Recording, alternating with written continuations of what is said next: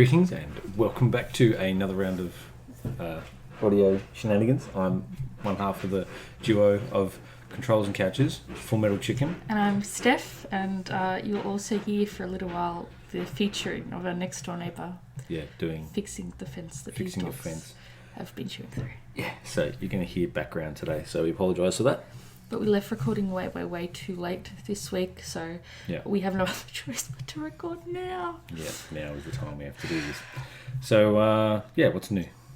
Oh, also, before we get into it, if you hear for a specific portion of the podcast, guys, timestamps will be linked. So you can jump ahead to whatever you feel like. Nice. Honestly, not much. We'll get into the NBN drama part 2. Yep. We got told that... I got told differing reports on returning to work, aka continuing on with my experimentation in my masters. One person says one thing, but the law and the university say another. So I'm kind of like stuck in the middle, and I had a meeting with my boss, and things that we had agreed upon before we're no longer doing, and so I just have to reshape a ton of things, but that'll get done, I guess. Yeah. Right. How about you? Nothing. Just working. Been reading. I've been reading. Did you update it on Goodreads? No, it's not official yet. Till it's Goodreads official. I've been reading Ghostflight by Bear Grylls. So it's a action adventure survival series. It's actually part of a trilogy. And the first one... Which we avoid. They're on order. Yeah. The other 2 books, they're on their way eventually. So the first one is essentially... It's like like the series Man vs. Wild and all that sort of stuff. So it's almost like part of that gets incorporated into this. But it's essentially... There's the main protagonist, William Yeager.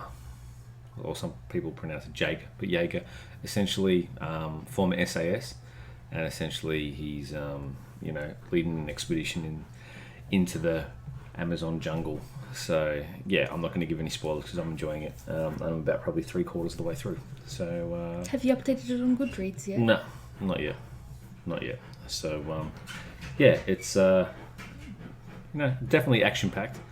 And I'm looking forward to the next 2 to come in so I can continue reading. But that's what I'm doing at the moment. And just the usual Call of Duty, but the lag is annoying me so much that I haven't been playing much. Unlike you, you've nearly maxed out everything. So. No, I haven't. Do you want to get into the MDM drama? Yes, essentially, NBN-wise. I would like to rewind 4 years. Yeah. If possible. Yep. And I distinctly remember you saying, wouldn't it be funny if we eventually got NBN? Yep. And... we got NBN, but we technically didn't at the same time because the build wouldn't be completed. Please continue. Yeah, so what's happened is... we left you off with us being told it would be fixed in 24 hours. Yeah, that's not going to happen. It probably won't be finished for a month, possibly 2. It's a week and 2 days after we were told that. Yeah, and we've called our IP and no service has been... organised or anything, but essentially what's happened is there's nothing wrong with our line, there's nothing wrong with the DPU. Essentially it's problematic, there's problems with the fibre, which could mean multiple things, but essentially either when they installed the NBN they didn't do it properly, it's incomplete, or the fibre's broken. So essentially there's going to be an argument now between multiple IPs on who has to actually organise the people to come out and get it fixed. So, from speaking to a few people, it could take anywhere from a month to about, 6 months because they're low on techs and it's an ongoing issue because they were pushing... The bottom line is that the cord that links us to the node either is broken or it doesn't exist. Yeah. So, everything up into the pit at the end of the neighbour's driveway is working, which is exactly what we thought. But it's funny how no one's calling us 7 times a day, asking, offering help now. No help now. So, which really annoys me. But what are you going to do about it? And it was great because yesterday we did a speed test and we got 1.5 megabits per second download, 0.13 megasecond upload. So just to give you an idea, Stephfafahh was Twitch streaming, and at least I thought I was Twitch streaming. Yeah. And what turned out to be a 3-hour, 20-minute stream on Friday night from... I ended it literally at like 11:30. Oh no, it would have had to be more than that then, because I think I started about 5. Yeah, it was a 4.5 hour gig. It was gone and compressed into 40 minutes and 36 seconds. And then I've gone, oh, that's interesting, because I was using your computer to connect to the capture card, and that footage told me that it was the full amount of time. Yeah. And that it was on air. And so I was just kind of devastated about it. But what can you do? And then when you look back at it, it is so staticky, so jumpy, and it gives you an idea of why we're getting slaughtered so much, because we are not actually where we are, and we get so much packet loss. We get about 10% packet loss. We actually took a video the other day because I didn't want my friends to think I was lying. They're like, oh my god, you're not playing objective. Oh my god, you keep dying. I died 89 times. Yeah. And they were like, what are you doing? And I kept backing, like, the game would keep kicking me out of the party. Yeah. And then I pretty much just took a video and said, look, I'm operating with 450 millisecond lag. 536 we banked out at. And then they're like, oh shit, you need to get your internet sorted. And I've gone, trust me, we've been trying to do that for 4 or 5 years. So, yeah, it is... It's getting to the point where I can't even log in for a Zoom meeting anymore. Yeah. Because everyone was taken off. Because we've had a lot of new like buildings, houses, townhouses built in the area. And so they get put on our ADSL network now. So instead of it being where one block would be one... Yeah. Like one channel, there's 3 times as many... Yeah. On that one line. And then that skews obviously the whole... Does that make sense what I'm saying to you? Yeah. So it's technically... So some blocks have 2 or 3 houses. So they're going to have 2 or 3 times the load on the system. And so no one was on... Our internet was already shit. But if on a good day you could get like 0.8 to 1 megabit per second upload. Yeah. And you could kind of go, okay, that's doable. But now I'm just resorting to... just hotspotting through your phone. Hotspotting through my phone, and I'm lucky because we have Telstra, and Telstra have good data packages and stuff. So I can literally, it doesn't even tap out 5% of my plan to do that. So I've been happy. Because the last time I hotspotted through my phone, I got like 980 meg per second. I actually haven't measured my hotspot speed through my phone. Well, that's download. 980 megabit. It's just terrible. And so I'll be in a meeting with my lab, and then they'll ask me something, and to them, I probably sound like... And then they'll be like, I'm sorry, we can't hear you. And then so I have to leave the meeting. Yeah. And then they think I've just abandoned them there and decided I don't want to pay attention to them anymore. Yeah. Switch over to mobile data, go back in and say, I'm so sorry, my internet is doing pretty poorly. I'm just going to have to use my data. Yeah, it's just stupid. Absolutely stupid. And like, oh, you just need to send an email. Yes, but the emails, I need to attach things that are worth 10 megabyte files. So it needs a bit of upload to get things going. It's a bit terrible. So once all this, gets fixed, we can actually do stuff. It's kind of sad though, and I didn't realise how bad it was on Call of Duty until I had to get to the sniper class max leveling. Yeah. But what do you do? Anyway, where are we at? So you've said your book updates. Yep. I found a streamer that I really like. His name's Z3NZ. He's really cool. It takes a lot for me to say I actually like a streamer, especially a Call of Duty one. But yeah, I got gifted a T1 subscription for 1 month. Yeah. So I was pretty stoked. I've only, since I followed, I should say now subscribed, I only missed one stream, and that was yesterday. But as you can imagine, we went to bed at 3 a.m. So when he started at 3:30, I was zonked. Yeah. And I missed it. But what do you do? He's a cool dude. Yeah. He's pretty cool. And he likes golf, so he talks about golf a lot.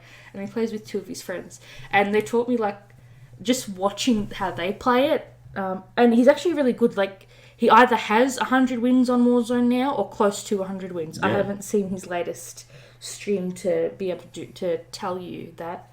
But yeah, he's really good. So yeah, you already said that I started streaming. I thought it was going to be some breakout thing. I thought it was going to be absolutely fantastic. I was spending time on updating everything, setting everything up. And then on Friday I just decided, you know what, let's just try and work out the kinks today. And boy, were there kinks. Yeah, it was ridiculous. So yeah, you got any COD updates? Besides holding out for the Season 4 Battle Pass, which is going to come out Tuesday afternoon, which means our Xbox is going to be out of commission for 24 to 48 hours. And essentially I was looking at, we're trying to get through all the ribbons. I'm so close. I'm about 95% through all the ribbons. But it's got down to a point where, because of the level of, the amount of latency, one of the ribbons is you need to call in a Juggernaut, which is 15 kills, and you need to get 20 kills with, a vehicle. Now, the latency is so high and so bad that you can't do that. You can't. Since 2007, I have never the internet's just so bad that I've never had a Juggernaut in game ever. I've never been able to call on a Juggernaut, and I've had friends play, on our internet connection, and they've never been able to get, the kill streak ever. So it's a case of, what do you do? Just wait for the, Yeah, when it comes in another. How long did they promise you? 2 months, a couple of months, or something like that. Well, initially it was 24 hours. No, in this latest email that they sent me, how long did they say? All they said was, we just got to wait. It could, just wait till we contact you. I'm pretty sure they said a couple of months or something like that. Yeah, something stupid. What I was asking. And when I rang them up, they said it could take months. Yay. So, imagine if they switched off the ADSL network before we got NBN. I would be so pissed off. I'd be like, yeah, good one. You guys are, pardon the language, fucking geniuses, What was I going? Oh, this was if we were obviously planning on recording this podcast early in the week, but everyone already knows that it's now double XP, that we've got 24/7 shipment, 24/7 shoot house, and drop zone, and that kind of thing. And then it goes until literally the new season racks over. Yep. So everyone knows that. I ain't going to talk much about that. Still no news about the new Call of Duty, and today's the last day in May. So every day that goes by, I'm more and more confident that there isn't going to be a Call of Duty next year, because no one's in the offices working on it. No. So they're just going to keep running out. And they're making bank with this one. Yeah. So but we did get some news. I got an email from PlayStation this morning saying that, and of course my phone won't let me log in, they're having I haven't even really clicked the link, but they emailed about their email, obviously, about the new gen console. And they're doing what date did they say? Honestly, can't even. Was it the 2nd or the 5th? I don't know. I haven't been paying attention. I sent you the screenshot earlier today. Join us June 5th at 6 a.m. Australian Eastern Standard Time for the future. Yeah. For PlayStation 5. So yeah, it is what it is. I suppose it is what it is, and I mean, we already know what it looks like. We already know the specs of it. Yeah. But at this stage, are they putting out another Infamous with it? No clue. If they put out another Infamous, I'll buy it just so it can be an Infamous machine that I never use. Yep. That I never play. Yep. But I don't know. I'm much more geared to the Series X. Yeah, it looks good. Alrighty. Yeah. What else was there? Oh, do you want to jump into today's quiz? Yep, we can do today's quiz. Today's quizzy course. Alright. Your coffee order will reveal which friends couple you and your significant other are most like. You were updating your coffee membership the day I was looking for a quiz, and I was like, oh yeah, this will do.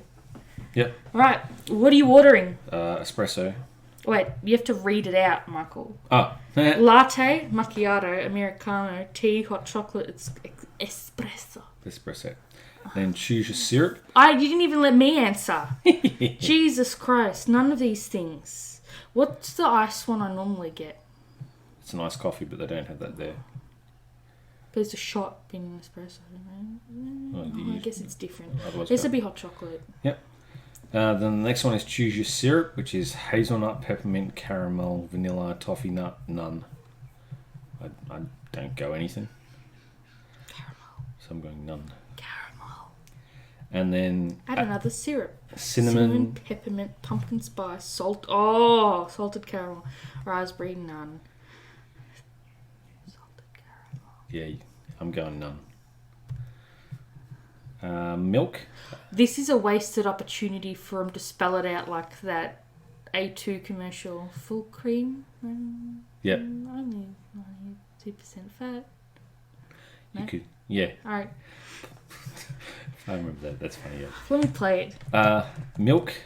Full fat, semi-skimmed, coconut milk, almond milk, cream. No thanks. If you're from Australia and you don't know this, cultural reset. What the fudge? That's not it. Sorry, continue.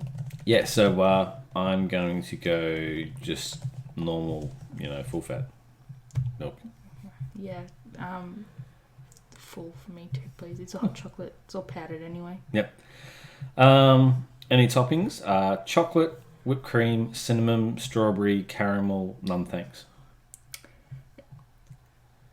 They put the normal milk in a hot chocolate and they put the chocolate bits. So you put chocolate on top. So chocolate. Sometimes you even have it with whipped cream. Yeah. That's a Belgian hot chocolate though. So chocolate. What size is your order?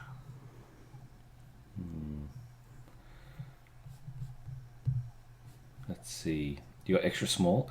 You got small. You got medium. You got large. You got extra large. You got extra large.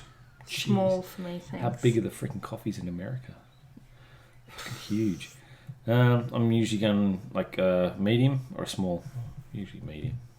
Finally, choose snacky poo. Oh my god, caramel on the brain. Cinnamon swirl, muffin, cookie, fruit salad, or sandwich. No, I think you should grab a snack with it. Or no snack. I don't normally either. You with your membership, you get one hot drink free, and if I'm with you, your free drink goes to me. Yep. So I'm gonna go. All right, off with it. Richard and Monica.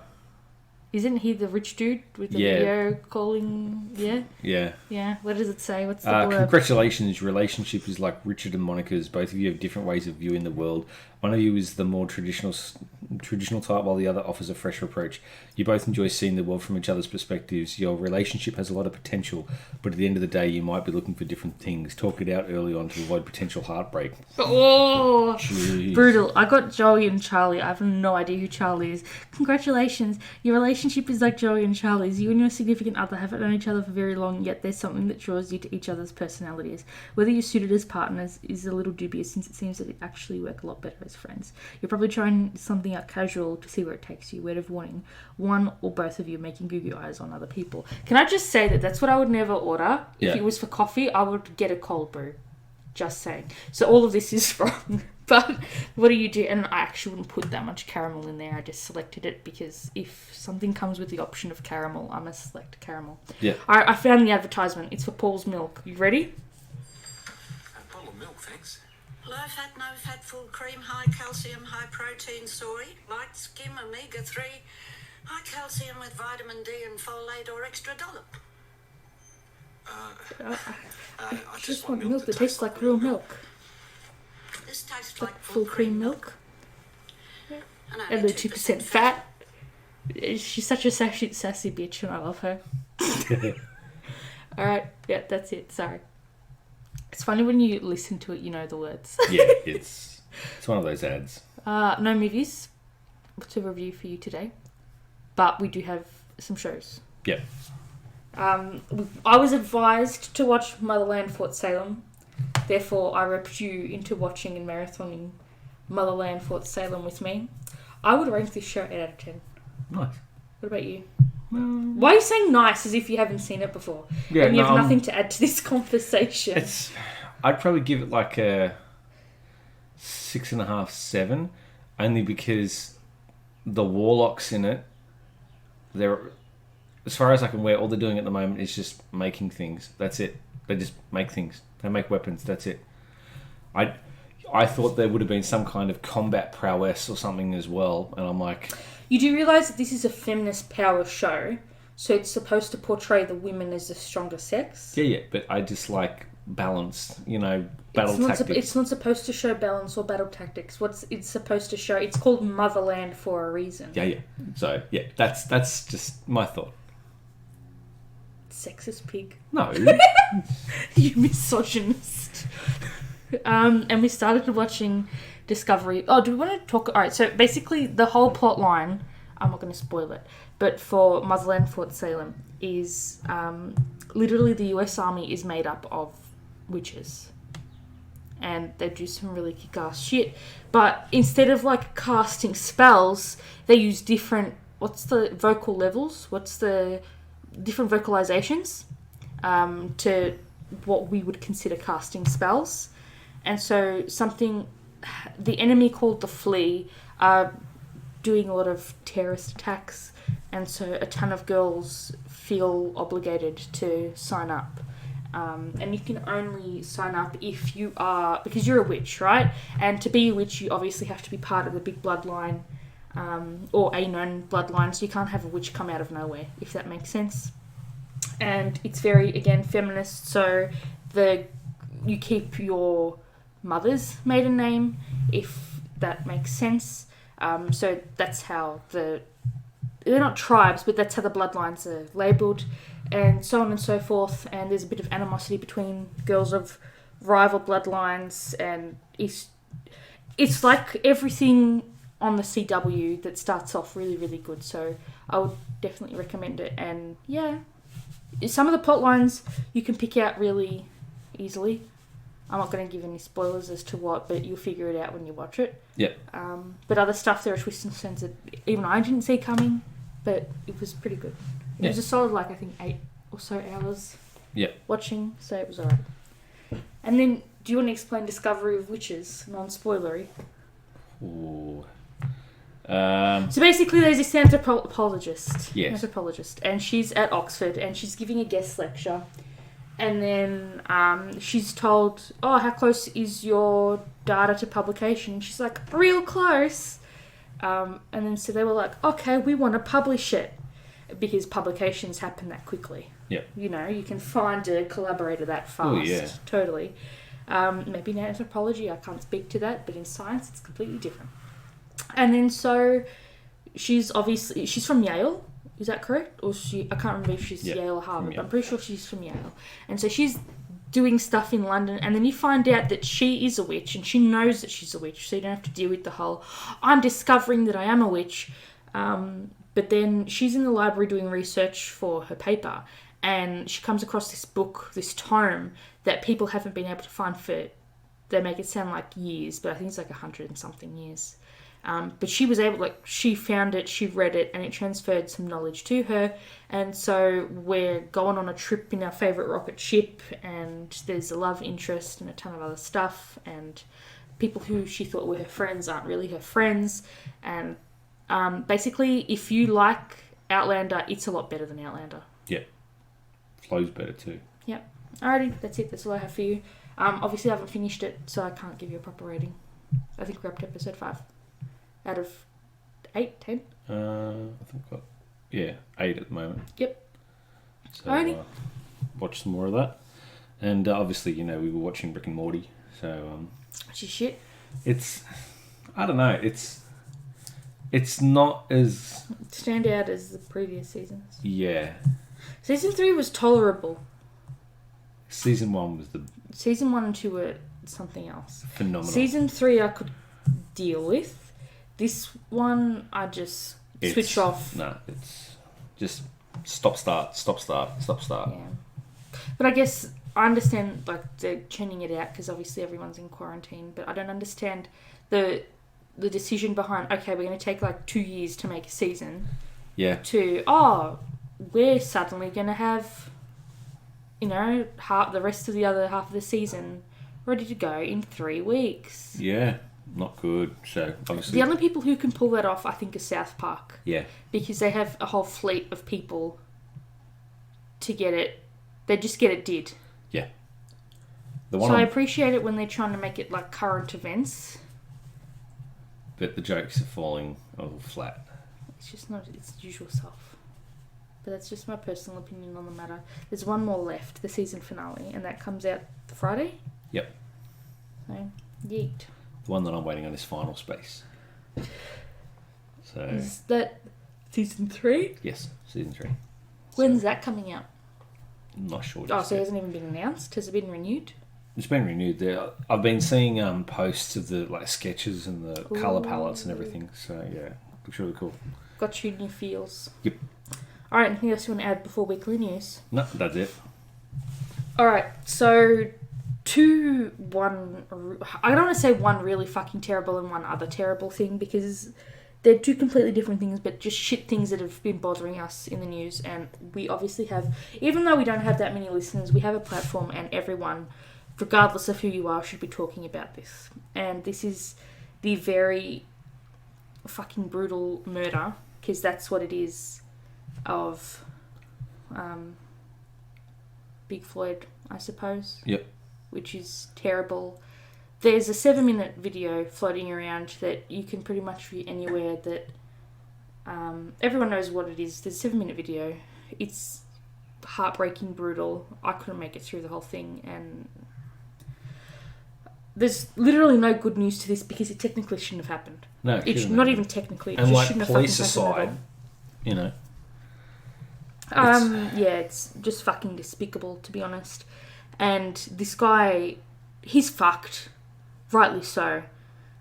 His wife filed for divorce. So she's, you know, I feel, if they have children, I feel so sorry for the children. Because that's going to follow them forever. They've had cops camped outside of their house for days. He's an absolute... You can't get away with... This shouldn't be happening to start. But in today's day and age, you can't... This shit cannot stand anymore. And if someone's... All it takes is someone to record something, get a photo, any footage, any audio, post that anywhere, and you are doxed so motherfucking hard. And rightly so. Again, it shouldn't have happened, so there shouldn't have to be a rightly so. But this guy's doxed to absolute fucking filth. Yeah. And the only reason why the police department did anything is because of the public outcry. So first it was, oh no, nothing's happening. And then it was, they were put on a leave of absence. And then when people went fucking off, they were like, oh, they're fired. And he was charged, our version of yesterday for us. And this morning it's come out that the wife is, I don't want to say her name because she has... you know, nothing to do with it. This shouldn't impact badly and poorly upon her. So she's filed. And it's absolutely... But they're going... bullshit. I mean, like if anyone's paying attention to it, in Australia, I suppose, compared to America, the racism card gets thrown all around a lot, but it's not as prevalent in Australia as it is in America. Like, not over... African No. ethnic people. No, it's for other races in Australia. Racism. Not to say that anyone who is of African descent is not welcome here. This place is for everyone. Not that I have the right to say that because, again, I am white. But it's mainly Asian origin, I think, at the moment. Heritage that's most disrespected in Australia. It's like... Sorry, more what I was getting at was we don't get a lot of... riots or looting or that sort of stuff on the scale of America. So that's more sort of what I was trying to get. In Dallas at the moment, I mean, they're burning down houses. They're doing that in Minnesota. They fucked up the Target and a ton of other shit. And there was footage of some dude, which I showed you, who's just walked out with Lego. And I'm like, okay, I don't want to say priorities, but good on you. Yeah, good on you. but it was a case of mass hysteria. And obviously, being in Australia, it's harder to understand on sort of what's going on because we're not in America. We're not American citizens. In the sense of any country has their own, I suppose, domestic issues. So seeing it, you don't fully grasp what is going on and the underlying, I suppose, kindling that is just ready to ignite at any point. But obviously, you see the footage, and you see a police officer, kneeling on a man's throat. So essentially, one, there's got to be something done about that.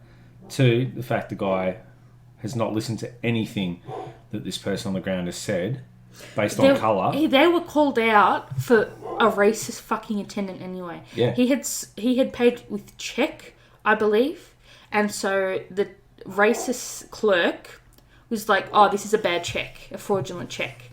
So the cops were called on the basis of it being a fraudulent. He was, trying to steal. But it was a different... I don't know what the term is, but it was like on a fraud charge. They were there to investigate. And recently too, there's also... Hold on, let me just tell the story before you cut in. And so they've shown up, they've rocked up. So the reason why they were called is for a racist fucking undertone anyway. And so he's gotten out there and he has nothing on him to suggest that he's volatile. This fucking dog has literally killed him. And it's the most despicable thing. And they thought that they could get away with it. So, yeah, they're not getting away with this. So, but there's also a recent case where a returned serviceman went to cash a cheque. And the teller, so obviously white teller, African-American, or, a black patron, literally went in with a cheque. Same thing. The teller said it was fraudulent, it was fake. And it wasn't. It was 100%, legit. And it's just really sad seeing that. Because this is the kind of stuff that now comes from it. And it's unacceptable. I saw this tweet. I'm looking for it now. Because I thought I screenshot it.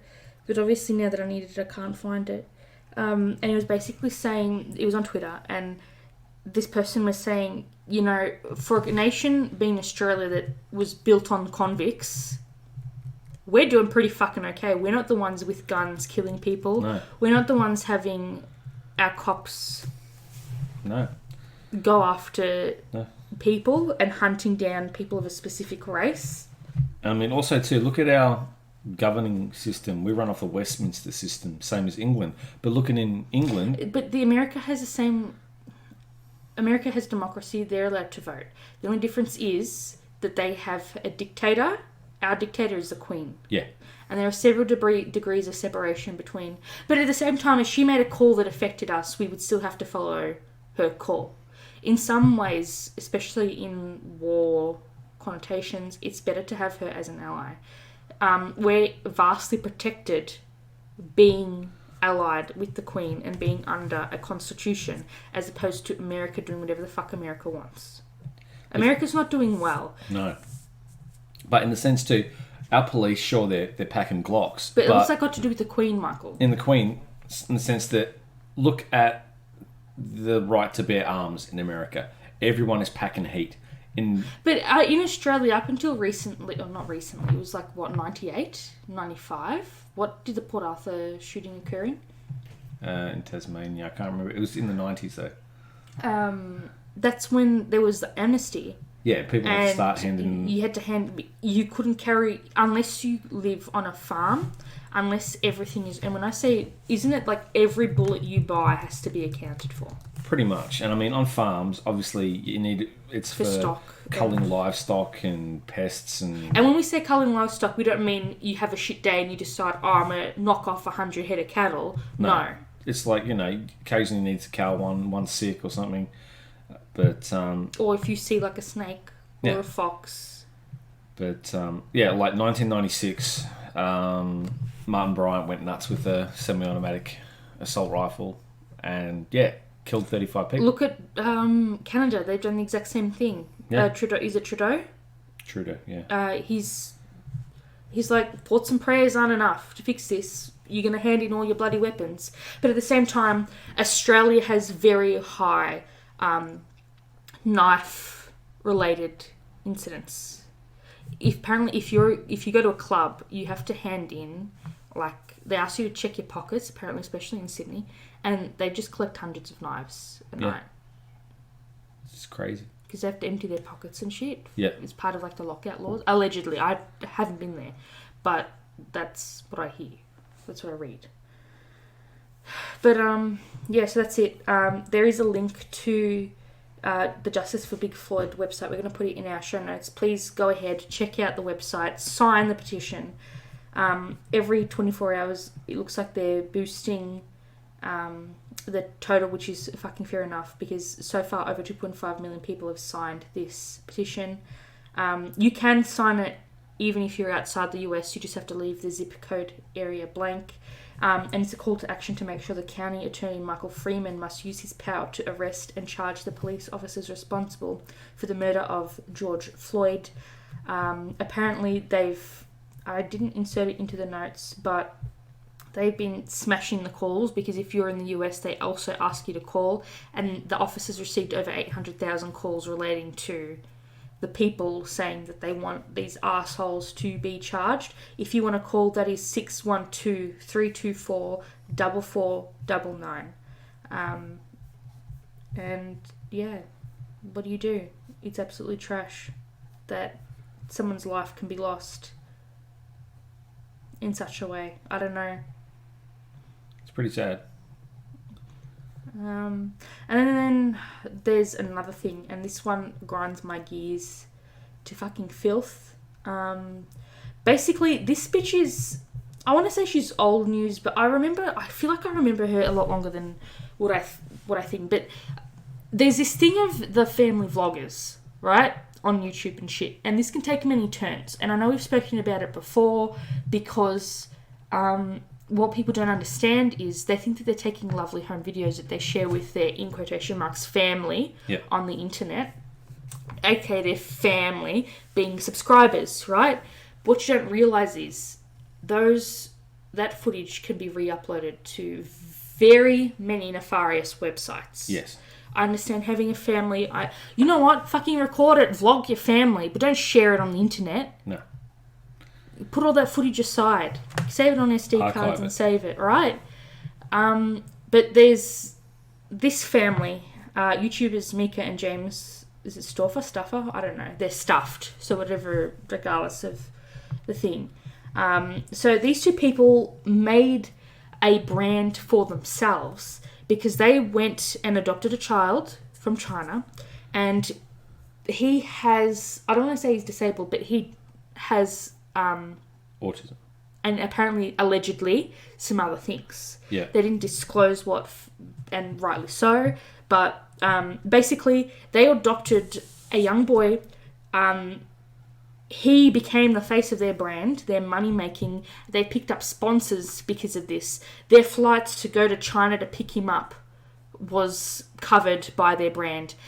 She would put sob stories about anything terrible that happened that day, making out with her child, and then be like, oh, he's a sponsor, for example, for Cuddly fabric softener. Yeah. Right? So it's absolutely fucking trash. And I found this thread because I couldn't remember everything, but this person, Melissa Strout, her handle is Millie Renee on Twitter, and she plugged the main things that I'm going to talk about today. So her first tweet is, YouTubers Mika and James Stephfafahh raised money to adopt an autistic boy from China, made him their brand, and picked up major sponsors. A few years later, they secretly put him in the foster system, vacationed in Bali, and pretended that he didn't exist for months. It gets worse. So there's this picture of them all looking fucking fake tanned and airbrushed fucking filth. And she posts on her Instagram, I love this big crazy family. Wouldn't change a thing about it. So it's their eldest son on the left. Then it's he's still their fucking son. Yeah. Right? Their son, his name's Huxley. Then their two daughters. Then her holding the baby, and she's fake tanned to fucking filth. And her husband. And then is the picture that I'm talking about. She's got this casual washing basket with the washing detergent lying in it. She's rubbing noses, making out with her son in her lap. This adoption hasn't been the easiest ride. We have had so many bumps along the way, but it's by far one of my favourite journeys I have ever embarked on. I love everything about this little boy, and I wouldn't trade him for anything. You wouldn't trade a human being? Of course you wouldn't fucking trade a human being. I'm sorry, slavery was abolished in the 1800s. Where the fuck have you been? What kind of language is that? Wouldn't trade him in. Of course you wouldn't. You trade in a fucking car. You wouldn't even trade in a dog. No. Alright, this continues.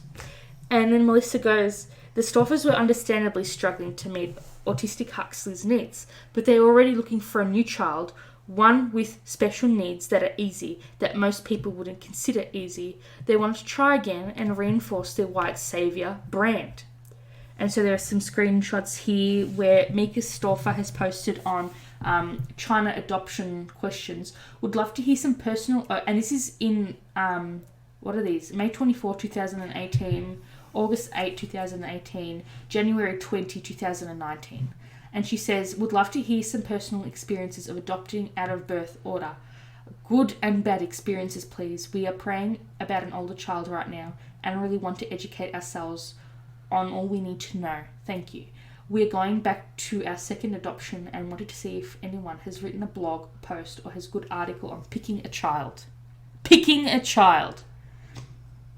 I want this time to feel like it just happened versus searching for a child. Any good reads, please send them my way. We are praying about adopting again, and my husband wanted me to ask what special needs would you consider minor or relatively easy to manage. Most people wouldn't consider easy. Our son adopted from China is very delayed, but he's obsessed with food. I understand the reasoning. However, even if he just ate, he always stares at everyone when they eat. You can't eat food without him watching you eat, even if he has food in front of him. Has anyone experienced this? Does it lessen with time? And it drives my husband bonkers. You do realise that this child probably hasn't eaten the food that you're feeding him, and he's watching you to see how you eat it so he knows how to eat it. And you know what? That's what children do. Yeah. They mimic you. They watch you. And obviously a special needs child is going to be doing things in a different way which most people perceive, so you have to work through it. That you have to be understanding, you have to be open to a different approach. So obviously these Muppets weren't able to deal with a different approach. Obviously you look at it and go, okay, well, there's a brand. One, the brand is, based on this kid bringing in money and them posting without his consent. Anyone can... Like, there's this other family of vloggers that I watch, and they're from Alaska, and no disrespect to them, I love their channel. And they're like, our kids give us permission to post what we post. Your child is under the age of 18. They're a minor. They don't understand. They can't possibly comprehend how that is going to... The people around the world are watching them that they don't know. Their bullshit is out on the world... And even if they delete those videos, we're still going to remember what happened.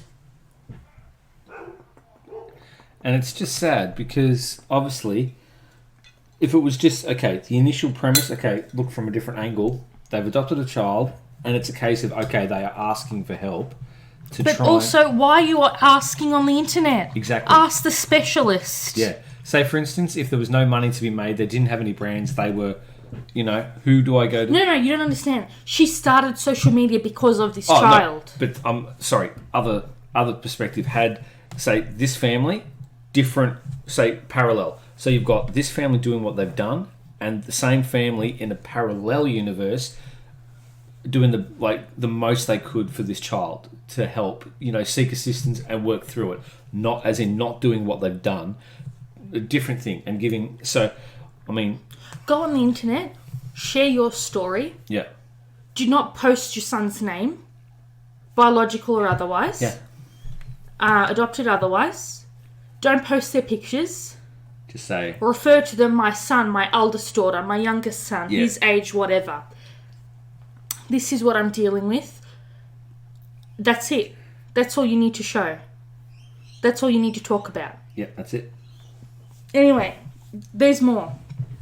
And we're about to get to the part that really fucking grinds my gears, alright? A lot of changes started happening. Huxley made their subscribers grow, and they picked up major brand deals with companies like Fabletics and Denon.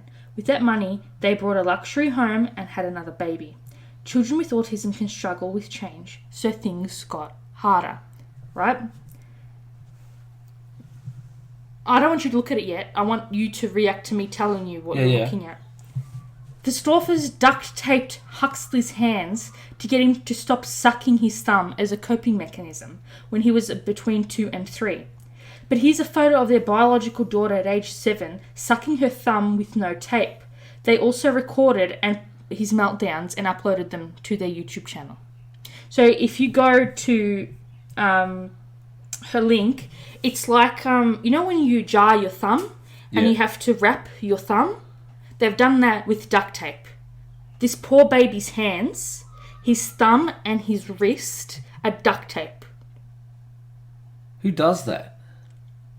Can I just say, I have to use duct tape for my behavioural studies, not to duct tape the mice, but to duct tape the objects that I record their behaviour to the base of the arena, because I want to make sure that they don't fall off and injure themselves, even though that ain't going to happen. Do you know the ethics I had to go behind sourcing the tape, cleaning the tape through the animal house to be able to use that tape in all of my ethics?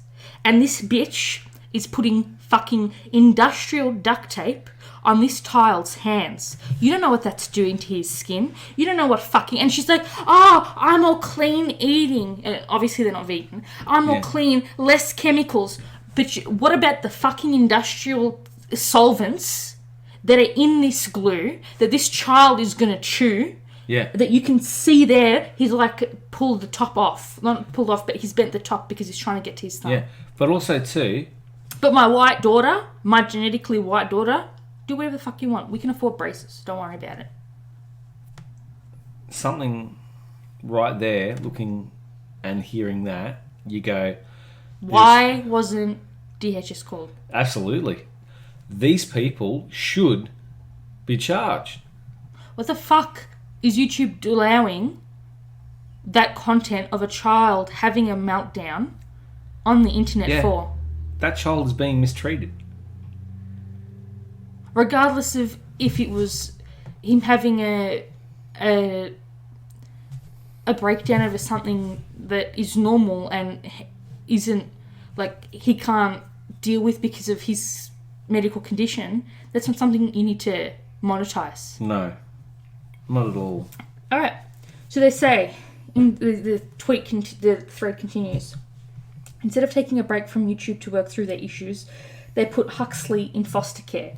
They went on vacation and scrubbed their pages of comments asking about Huxley. They didn't address it until months later. They said their non-verbal son wanted to be rehomed. And so someone took a screenshot of what she posted under her video once when she uploaded it. And this was her announcement video. She goes, we would never just give up on a child with... She didn't even spell special right. Special needs. This is a personal matter to Hux. It had nothing to do with he just had autism. Who's the one with the learning disability, you basic bitch? I think the bleach has gone through your brain, but whatever. Multiple, we can't even spell multiple right. Scary things happened inside the home towards our other children.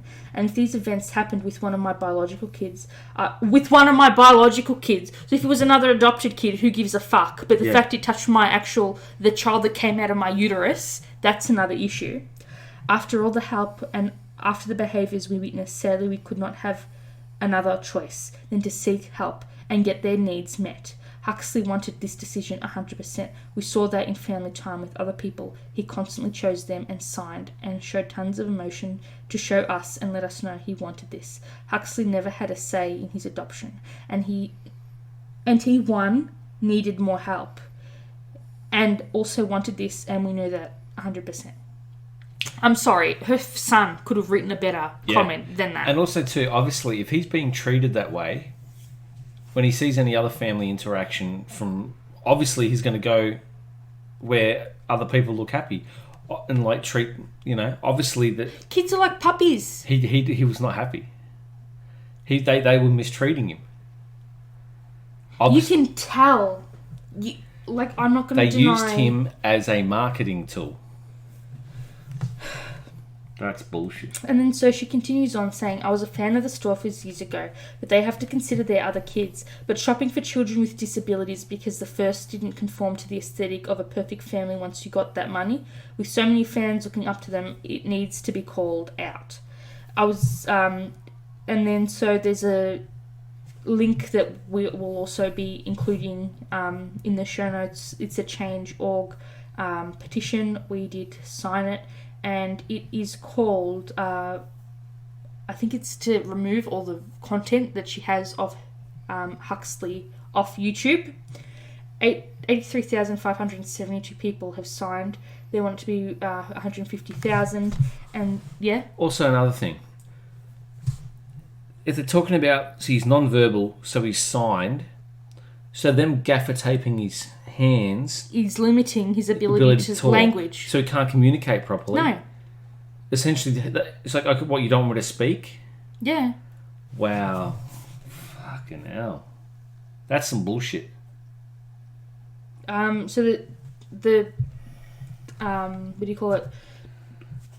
Campaign bio says Mika Stephfafahh and her husband adopted a boy with special names named Huxley from China and monetized the entire process through their YouTube channel. They were given funds from their viewers, which helped to pay for their trip to China and likely fees associated with the adoption. Mika and her husband have since rehomed the child because it was too much work for them. However, they had 3 children when adopting the boy and insisted on a boy from overseas with special needs. They got in over their heads and pulled an already traumatized boy from another country, made money off of him, and then gave him to someone else. It is clear that this boy was unfortunately treated like an accessory to their life. This adoption process is very thorough, and these adults knew exactly what they were getting themselves into. They even admit that they had many medical professionals advising them. Many medical professionals advising them. This is unethical and extremely emotionally abusive. We request that her videos featuring Huxley and any or content concerning Huxley be immediately demonetized and removed from the platform.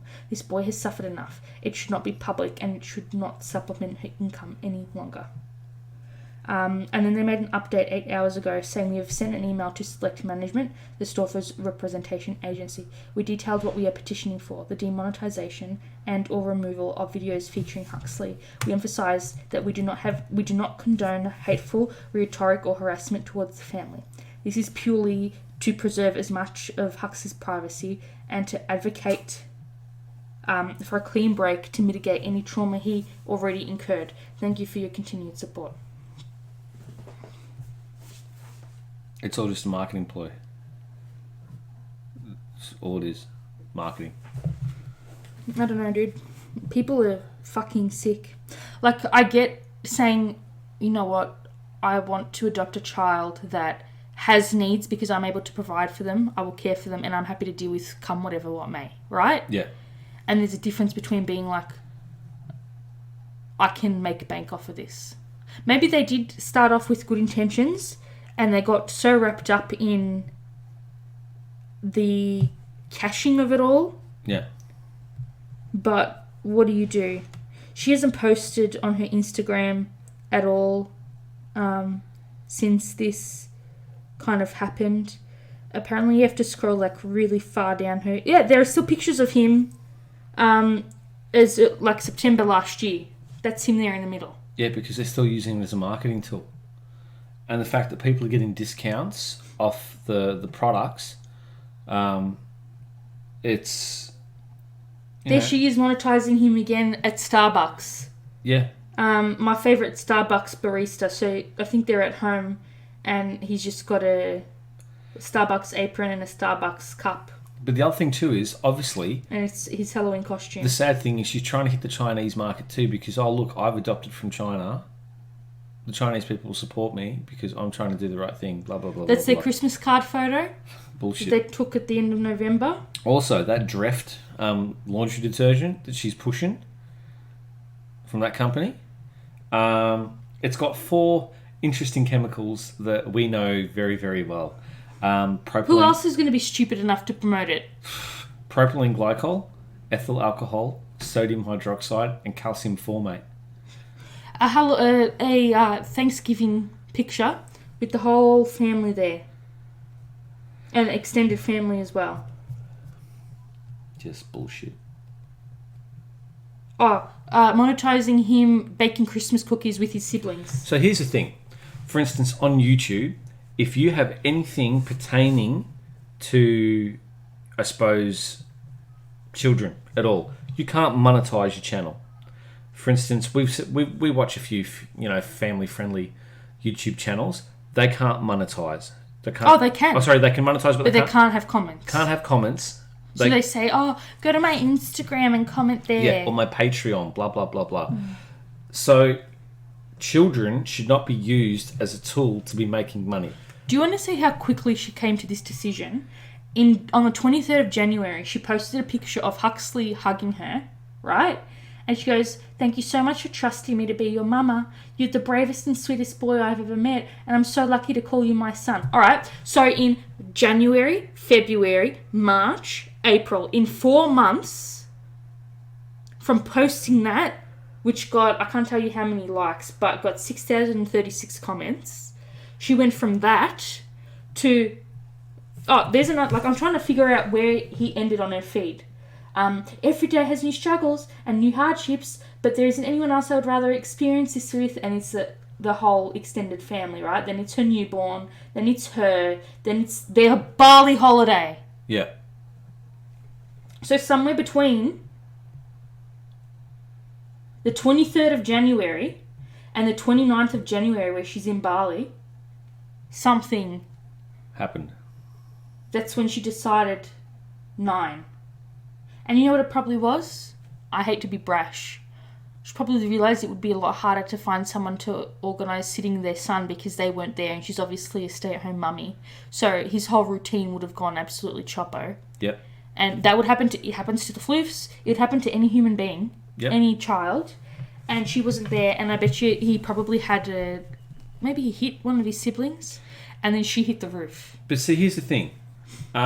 Kids play fight. Kids sort their shit out. It's what they do.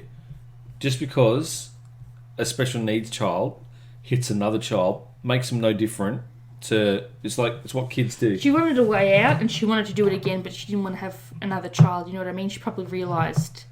Yeah. So it's just, stupid that all this shit's happening. So...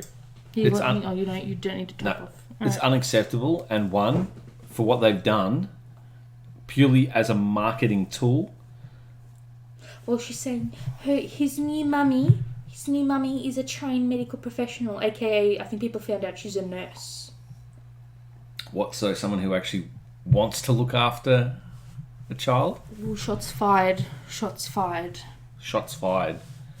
I don't know, dude. Sorry. It just pisses me off. People who literally can't deal with some hard work, in the first place, you can't just because... Okay, so for instance, if one of the children comes down with some kind of illness in time, or... What are they going to do, palm that off to someone else too? Again? No, of course not.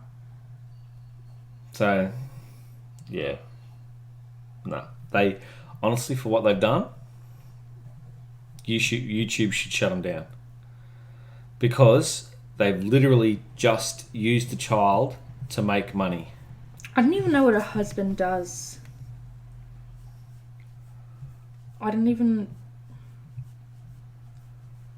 It's just despicable. It's past. It's beyond disturbing. So,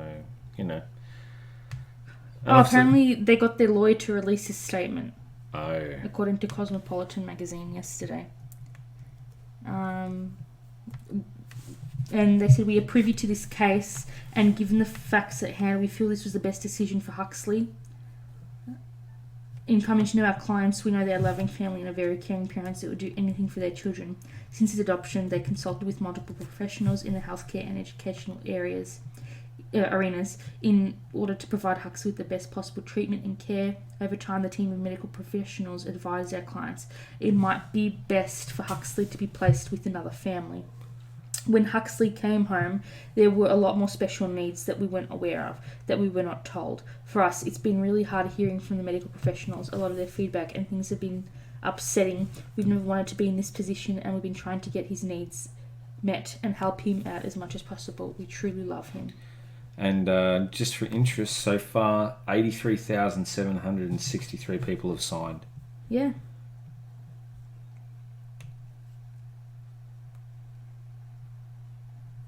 It's bullshit.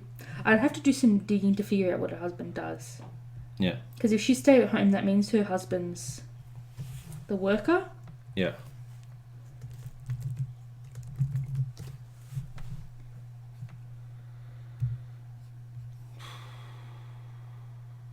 Just bullshit. To think that someone would actually go, oh, I'm going to adopt a child. Oh, it's not working. Let's make money. Oh, quick, get rid of him. Wow. Would they do that with their pets? Because, you know, apparently her net worth is 26 to 156k. Wow. Wow. I found this other person, but he's married to a... I don't know if they're the same one. No, I think that's a different person. What do you do? Yeah, that's a different guy. I don't know. It's just bullshit. Yeah. No, this is bullshit. What a freaking muppet. Absolute freaking muppet. It just...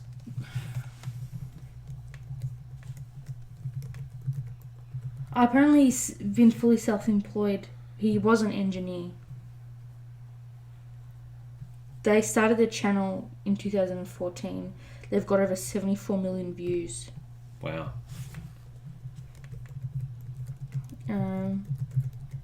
They purchased their large home, which people have found doxed, for in Columbus, Ohio, 1 year after getting him. Yeah, these people are sick. Really, really sick. He is the car cleaning dickhead. He's the car cleaning guy. Not the one I watched from Canada, the other one, Store for Garage. That's him. Okay. You'll recognise his thing. Yeah. Yeah, those are his thumbnails. There we go. Yeah, that is him. Because I'm like, oh, I know. Yeah, that's the Store for Garage. That is them. What do you do?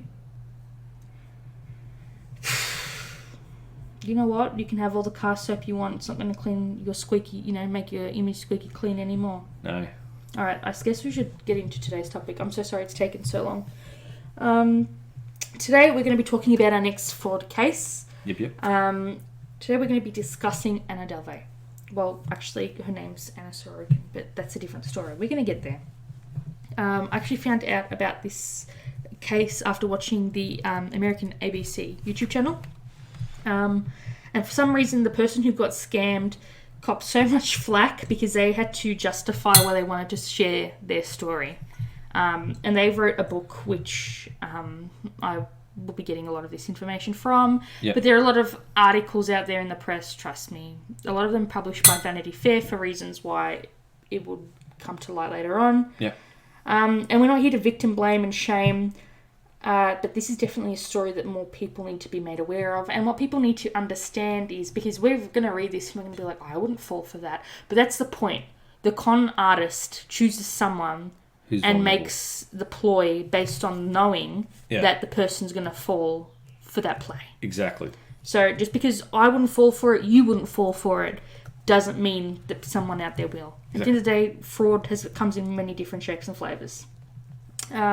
We'll be including, as always, the Crime Stoppers link down below, where you can report scams and so on and so forth, especially ones if you spot them online. Yep. Okie dokie. So we're not here to be disrespectful, but whatever. Alright, so imagine that you have been in the same social circles with an acquaintance. Yep, circles. Yes. You and this other person, you end up building a really good friendship With over circles. time. Yep, you and your circle. Yep. It turns out that this person becomes your new best friend. Ooh, triangles. and you live and you learn together and you have a lot of fun times, and you find out that this person is a beneficiary of a multi-billion-dollar trust fund. Ooh. So you slowly end up being showered with outings, adventures, gifts, and they fit the bill Really almost hard. all the time. So it's no surprise to you when your heiress best friend says, hey, I need to go overseas because I got to refresh my e-visa. And I also figure that I can write it off as a business expense because we can film a documentary about me building my art precinct. And, we sign it off as a documentary. It'll be a business expense. Yep. Let's make a holiday out of it. And then you say, you know what, sure thing. Let's go somewhere warm. And then before you know it, you're boarding a plane and you're on your way to Marrakesh. Shoo! And this adventure is just going to put you over the threshold of $52,780,000 US. Or if you're Australian like me, 80,790 That's a lot of bucks in debt. Yeah, that's a lot. That's a lot of debt. We love debt. Debt is so good. Debt is great. Everyone loves debt. We are indebted to debt. How much debt would you like to indebt in your in-debt account? None, if preferable. None. Preferably credit. Credit is good. Debit is debit is bad. See, like if my name was Debbie, I would be known as Debit Debbie. DD. Debit Debbie. DD Debit for Debbie. short. Debit Debbie. Debit. Yeah, I can go on like this on the next day. Yeah. I was going to shut up and we could do part 2 and you could continue on going and talk about how you're Debit Debbie. Yeah, Debit Debbie, part 2, Debit Debbie. So, let's rewind to February of 2016. The person who we're following, her name is Rachel. It's her 28th birthday. She's just recovered from a cold and she's catching up with some friends at a cocktail bar in New York. The group decide to go to a restaurant when a new member rocks up. Her name is Anna Delvey.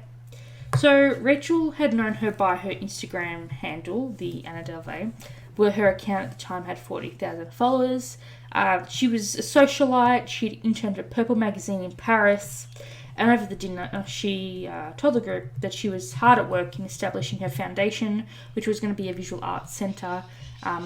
And she told them about her family trust. Yep. Rachel described her as kooky and endearing. There at the dinner, Anna offered to pay using an app on her phone, but the transaction didn't go through. So the group split the bill and nobody thinks anything of it. So months go by and Anna and Rachel start spending more time together and they strike up a friendship. And then in October of 2016, Vanity Fair, the company that Rachel works for, was holding a conference, and tickets to go to this conference cost 6,000 American buckaroons. Anna asked Rachel to be put in touch with the person that was handling ticket sales. And so she knew about the cost being $6,000 per ticket, and she wasn't fazed by the cost being $6,000. But a few days beforehand, she said that she had to fly back to Germany because her mother's close friend had passed away and she needed to travel back to Germany for the funeral. So she's a German heiress. Yep. She's from Germany. So Rachel didn't hear back from her for almost a year, right? So it's a very long time to be away from New York City. Oh, hell yeah. And then we jump to February of 2017. Anna gets back into contact with Rachel and invites her over to dinner. And one thing you need to learn about Anna is that she likes to leave things to the last minute. So Great. they were trying to go to this very exclusive restaurant, but because she left it too late to make a booking, they agreed to meet up in another place. And Anna, who had just splurged some cash at the Apple Store... Oh, don't we love splurging cash at the Apple Store? Actually, yes. Funny story about the Apple Store. I went to the Apple Store and I went in casual. And people listening at the moment, when Alright, I your say... version of casual is lumberjack straight off the fucking farm. Literally, lumberjack. Straight off the fucking Literally farm. walked in, someone said, "Where did I park my tractor?" And that's no lie. That's no actually lie, happened. dead set. And I remember because obviously there was some fluff in my phone and it wasn't charging. In your port, like a Yeah. charger port, because I had to buy Michael caps for his phone later on because Yeah, the guy was 'cause like, they don't exist. And I was like, I'm pretty And I get so much fluff in my phone, it's ridiculous. And plus at work, you've got to put all this weird shit in your pockets, so I just got crap everywhere. Like... So I literally walked in to get this thing done, and the other people sitting down at the tables and everything were just talking, and this one guy was talking near me to one of my mates saying, like, I probably don't know anything about tech. I look like, I'm some backwater fucking hobo. I love the word backwater. Yeah, backwater. But anyway. Backwater fucking hobo. Like, oh, yeah. It's like, for a split second, I literally said to the guys, like, I was talking to the tech, and it's like, I don't know about you, but do you hear banjo music? And just but then... Really hammer it home. Really hammer it home. And the guy opposite me, I don't think he had the forethought? The forethought to realise that I was literally just trolling him. And then when the tech questions started coming out, the techie and I The tech genius. No, they're called geniuses. Yeah, the genius. Not tech geniuses. Realised that I knew exactly... Or as my mother calls them, geeks. Geeks. So, yeah, Love you, Mum. my geek/nerd game was strong. And then the other guy across me kind of just shut up and, like, stared at the table. But it was a case of, look, I understand, I'm good at pulling shit apart, putting it back together again. But this is an iPhone, and obviously, it's... Yeah, I don't want to avoid the warranty. I just don't want you to avoid the warranty by putting it back yourself. So, my favourite thing, it's never happened to me at the Apple Store, but if I had other shit that I needed to get sorted tech-wise, my favourite thing to do is act like a ditzy person, like a girl, like they expect me to, and be like, oh, I don't know what I'm doing. Oh, I only got this a little while ago. Oh, I don't know how to do this. I don't know how to do that. And that's the actual voice I use. Yeah. And I only do it if they're, like, I don't do it to be disrespectful, but if they treat me like I'm an idiot, that's what I do. And then they'll be like, oh, this, and I'll be like, but that's incorrect. So-and-so, and this error came up and that, and they'll be like, what? And I'll be like, yeah. So, they talk to you like stupid. Anyway. So, on the fraud thing, like, you could walk into that building and go... There are some people who would easily just get trolled by fraud. Like, they're just dumb. The lady who wanted to get a new phone. Can we just talk about... Alright, so the other day, one of our baking dishes busted in the oven. It is oven-proof. It is microwave-proof. It is dishwasher safe. It was in the oven for 180 degrees for less than 40 minutes. And the thing split down the middle. Like 3/4 split down the middle. And so I wanted to... Just to give you an idea, people, it's split down the middle like my pants when I bend over to pick up a Snickers bar. Anyway, it wasn't dropped. Nothing like that. And so I've gone, okay, we obviously have to get a replacement, but we were in COVID. And so the only 2 Xbox controllers we had in the house had broken. So we had to go to the one shopping centre in the mainland Australia. The other place that had it was Hobart City, and I don't know about you, but I wasn't about to fly to Hobart in the middle of COVID. So we had to go to this one store, and then I noticed that there was a house next door to the JB Hi-Fi, and if you don't know what house is, it's like a kitchen store, but they also sell decor shit. This was a tiny one, so it was just kitchen based. And they happened to be doing a massive warehouse sale because of COVID and having millions of dollars of stock floating around. I did see the sale on the internet, but after looking at the reviews, people were saying that they were being scammed. Yeah. So I said, if there's a store we come across, I'll go into the store and I'll have a look. So there was a store there. We went in, and I wasn't dressed to the nines, but I had my backpack on. What is that? It's the good brand. It's on my mum got me. What is it? Crumpler? Yeah. Crumpler. Right, I had jeans, I had my Adidas sneakers, I had a Target jumper on, and she thought I was fucking money.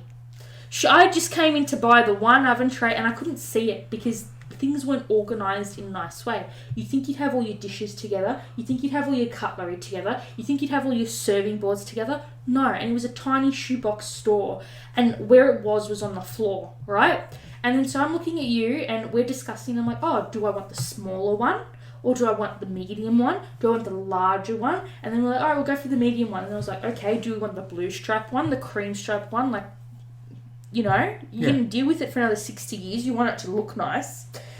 And then so I've gone, and I was looking at the price tag because that's where the size descriptions were of the dishes. Yeah. Because I was trying to, because like I said, everything was all over the place and I wanted to make sure I was getting the right size. I wasn't worried about the price because I already knew what the price was before heading into that. It was $10, but that's a different story.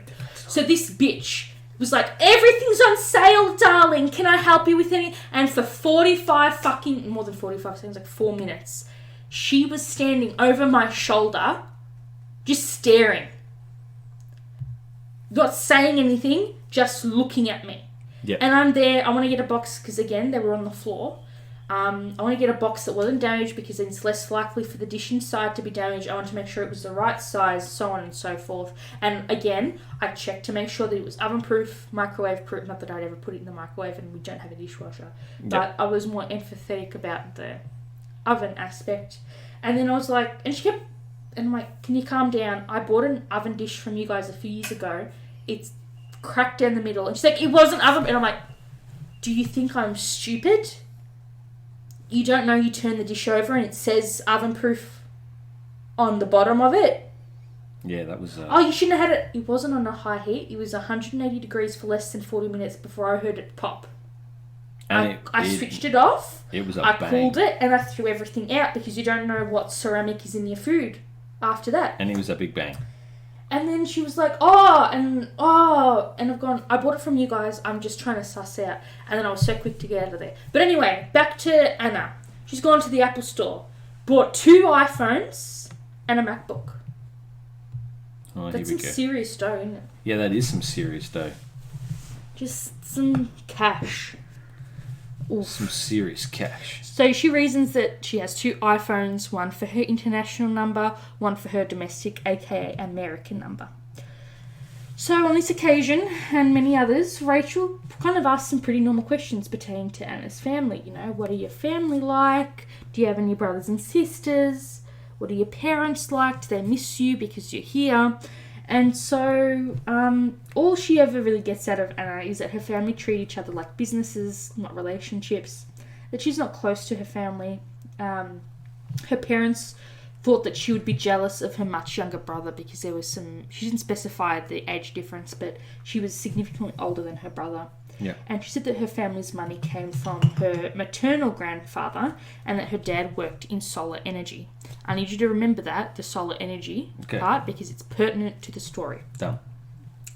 So one thing I really wanted to bring across is how much crap Rachel put up with to not annoy Anna. One of the most extreme situations I can discuss to kind of describe this is that they were at some fancy French restaurant and Rachel didn't have a chance to read the menu. And so she ordered something straight off. And it turns out that she's lactose intolerant. So she didn't know when the dish came to her that it was like smothered in cheese, right? Yeah.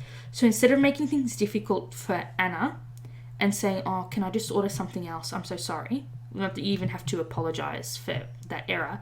She decided that she was going to leave the plate of food there, come back and eat it, but was going to run to the pharmacy to get some lactose pills and come back and eat the meal.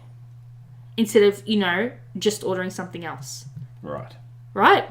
That's what her brain reasoned to do because she didn't want to annoy Anna. Yeah. So yeah.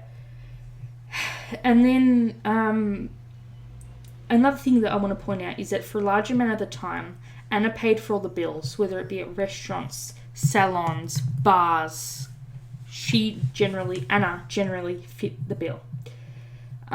So Anna lived in hotels. Yes, it's quite expensive, but we'll get to that. And at one point, Rachel is there and she notices loads of Amazon orders. Look, I ain't going to judge. I have a package coming at least once a week. She had personal workout equipment and Net-a-Porter stuff. And Net-a-Porter is kind of like another online shopping thing. It's kind of like, how there's ASOS and stuff. Yeah. But Net-a-Porter is a bit more high-end label from what I understand. So she had a lot of Net-a-Porter packages. Even though Anna's like, I live a very minimalist life and I hate unnecessary stuff. So a little while later, Anna decides, you know what? I'm going to start up with a personal trainer. And Rachel, I want you to join me. And don't worry about the $85 per session fee. I'ma cover that. When they were so close that even when Anna went to inspect places for her art precinct, she invited Rachel, and Rachel said that she felt really honoured to be invited, both for her company and for her council, because she knew it was such an important decision for Anna. So she was like really honoured that Anna thought so highly of her that she asked Rachel to go along when inspecting these buildings. This is another important thing. Anna told Rachel that she didn't let possessions control her, and that things like money could be lost in an instant. So some time goes on, and Rachel finds that Anna challenges her to be less uptight, less judgmental, to kind of cut loose and be able to have fun. So Anna loved infrared saunas, which I didn't know existed, but there you go. Uber and white wine. So much so that she entertained buying her own sauna cabin to the cool fee of $1,000, but that's fine. Where are you going to shove a $1,000 sauna cabin in a hotel room? No clue. Absolutely no clue. And she keeps telling Rachel, you work harder for your money than I ever have, so I'm happy to pay. I'll pay. It's fine. I'll pay. Okay, I'll pay. I'll pay. I'll pay. It's okay, I'll pay. Now, things start to slip up. At dinners, Anna would call people peasants. Now, I want to make a clear distinction here because I know I do the same thing. But the thing is, I do it to people who are actually in my life literally all day, every day. For example, say that you're in the kitchen and you're making yourself a cup of tea. I'll say to you, excuse me, peasant, can you please provide me with a bottle of water upon thou's journey? That's journey, and I will bring another for your lord, and right? then I will get the coconuts, and I will merrily, that doesn't happen, but okay, you give me the water bottle, right? But that's a joke. Yeah, that's not me offending you. That's not Sherlock. That's a shopping bag. You don't need to put your lips all over it. It's like, but Mum, it scratches this cheap side of my chin that I couldn't get just before. Anyway, so I make these jokes with people that I've known for years, with someone who's very present in my life. She would say this about a server, a waiter, a waitress, and be like, oh, you're a peasant. Give me my plate of food, you peasant. To a waiter. Yeah. That's fucked. And so Rachel calls her out on it. And she's like, it's not offensive in Germany.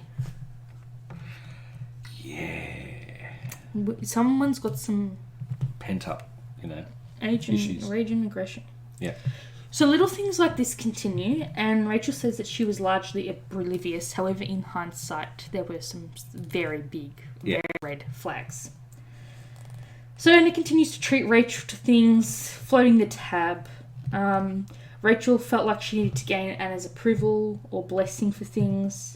And she also says that, look, this could have unbalanced our relationship, and Anna kind of would have figured out that I was submissive to her in some way. She ends up neglecting other relationships and friendships to be able to keep up with Anna. And when you're like, oh, how often are they meeting? We're talking about every night. Yeah. We're talking minimum 3-4 times a week. Yeah. We're talking, they're texting every minute of the day.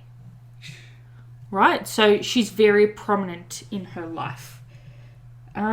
So things continue, and then one day Anna brings up this idea of going on a holiday, and she's like, because apparently you need to reset your visa. So what you have to do is, like, you have to fly out of the US for a certain amount of time, and then you can come back, and you can, like, spend, 30, 60, 90 days, or I don't know how it works on an American visa. Yeah. Again, I've never left East Australia. So that's apparently what she needed to do. So they were like, she was like, I don't really want to go to Germany. Let's just go somewhere on holiday. And then Rachel was fully planning on booking her own, like paying for her own stuff. And she was like, let's go to Turks and Caicos, or whatever the hell the second part of Turks is.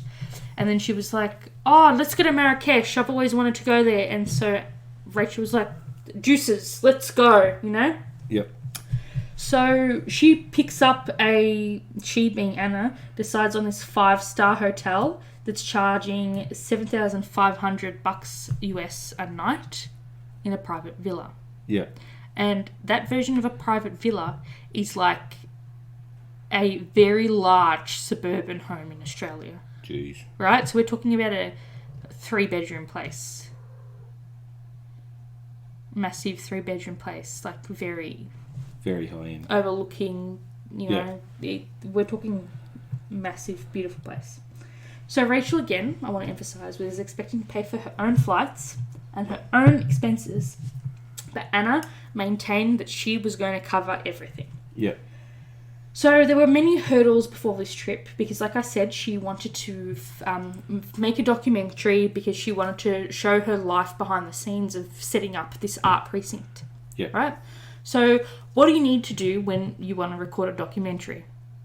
Get people who can record. A film crew. She chooses to go the videographer route. Right? So she goes through 2 videographers.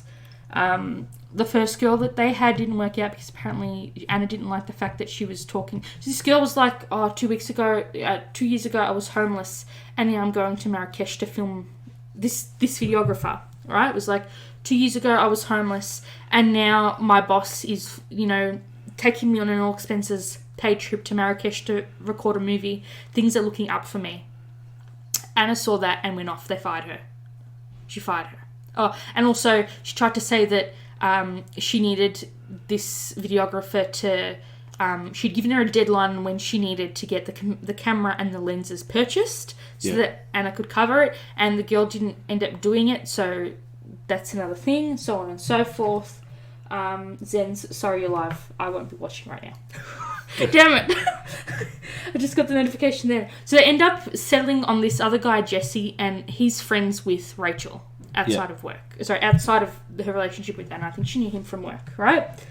So they had to change videographers, so they're settling on Jesse, right?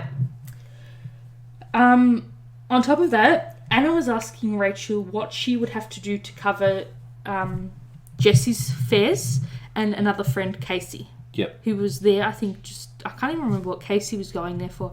I don't think she was there as a personal assistant. I think she was just the friend that was also going. Like her timetable schedule also allowed her to go, if that makes sense. So the 4 people going are Anna, Rachel, the videographer Jesse, and their friend Casey. Right. So Rachel said that because... Anna was also going to cover Casey's flight and expenses. So I think it wasn't explained in the book, but I'm fairly certain that Casey was there to act as a personal assistant, and that's how they're going to write off the purchase, write off the expense for Casey. Right? So Anna goes to Rachel and says, "What do I have to cover? Like, what are they expecting me to pay on my business trip?" And Rachel says, "Well, they're there for you. It's your business expense. You have to cover everything. Their flights, their accommodation. If it's board for food, you have to cover that." Yep.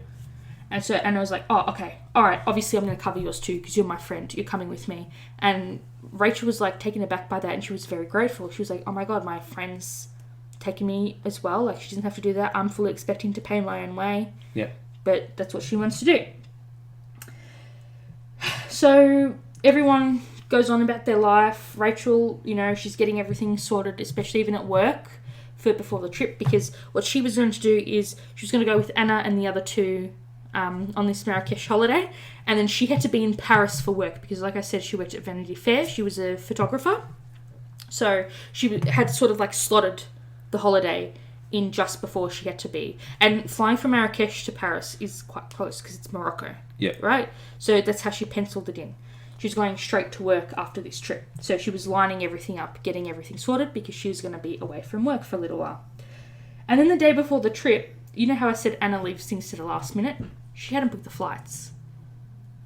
I don't know how hard it is to book international flights, but if it was me, I would be booking a holiday like 6 months in advance. Yeah, you need to prep that months in advance. Maybe because they're dealing with a different kind of money. Maybe. Like, if I was going on a holiday, I'd say, all right, let's go to Queensland. But so it'd be like, at least okay. plan an itinerary and work it all out.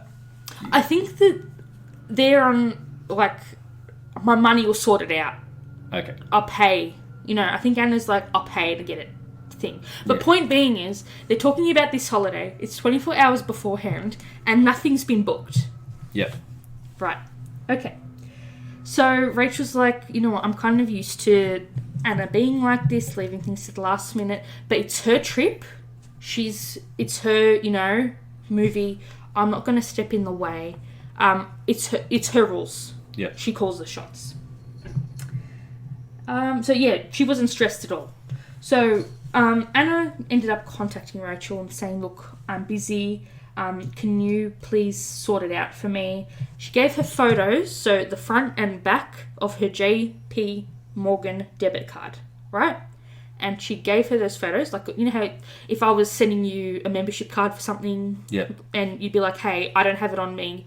Can you send me a photo so I can scan it? Let's just say it like that, right? Yeah. That's what she did, because she said, oh, look, I'm in back-to-back meetings. Rachel, can you please do this for me? Here's the photos of my card. Because when you're on the computer, all you need is the 3 digits at the back and the code at the front and the person's name. Yeah. Right? And you can do it. So yeah, she sends Rachel the photos and says, book economy flights. So Rachel books the flights, and Anna wanted to do it one way, to leave it open, so that way if they decided that they wanted to stay a little longer, they were free to do so, and they could arrange, if they wanted to leave earlier, they could do so, to kind of leave it open. Yeah. Because, again, Rachel had to leave, but the rest had nowhere else to be. They were all there for Anna. So straight away, she gets a call from JP Morgan saying that the card was denied for the $4,000 charge. Her JP Morgan debit card. Okay. And so Rachel's like, oh, I'm sorry, it's not my card. I'll talk to Anna and I'll get back to you. And he says, no worries.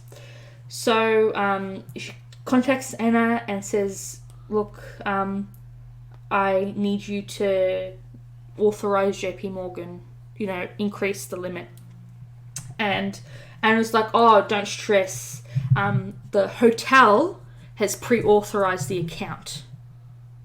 So, you know how, like, if we booked a hotel, they would either charge all the money as soon as you booked it, or part of the money as like a, not a bond, but you pay part of the money before you... And then, So she's saying, oh, that's what it is. I'm looking at the account now. The hotel's just, you know, and JP Morgan has highlighted my account. Yeah. And then, you know, I need to raise my limits. And then Rachel says, you know what, if it's faster, do you want me to cover the flights and then you can pay me back later? Yep. And Anna goes, yep, sure, no worries. I'll wire you the money. Then the day of, there's another hitch. Apparently, according to New York state law, after 30 days, a hotel has to evict you. Otherwise, you're deemed a resident, not like a hotel. What do you even call a hotel person? A visitor? A guest? A guest, yeah. Right? So instead of being a guest, you're deemed a resident. Sorry, that's me switching on the lights because suddenly a cloud went in front of the sun. So a literal couple of hours before the flight, Anna still hasn't moved hotels. So she's still there. She's still there. And she was having so much bullshit. And they're like, you know, you need to leave. We can't have you or your belongings stay here. We're not going to be in charge of holding... Because remember, she's got all of her workout equipment. She's got all of her stuff in her room. Yeah. And she's like, I'll pay a month in advance. I don't care. And they're like, I'm sorry. We can't store your things in that room. Yeah. It's part of the law. And then so what she does is she lines up the next hotel, gets everything over, buys the domain name for the hotel, and then sends them threatening texts saying, I own your domain. I can do whatever I want with it. And then she's like, and Rachel's like, you probably shouldn't do that because you're planning on going back there.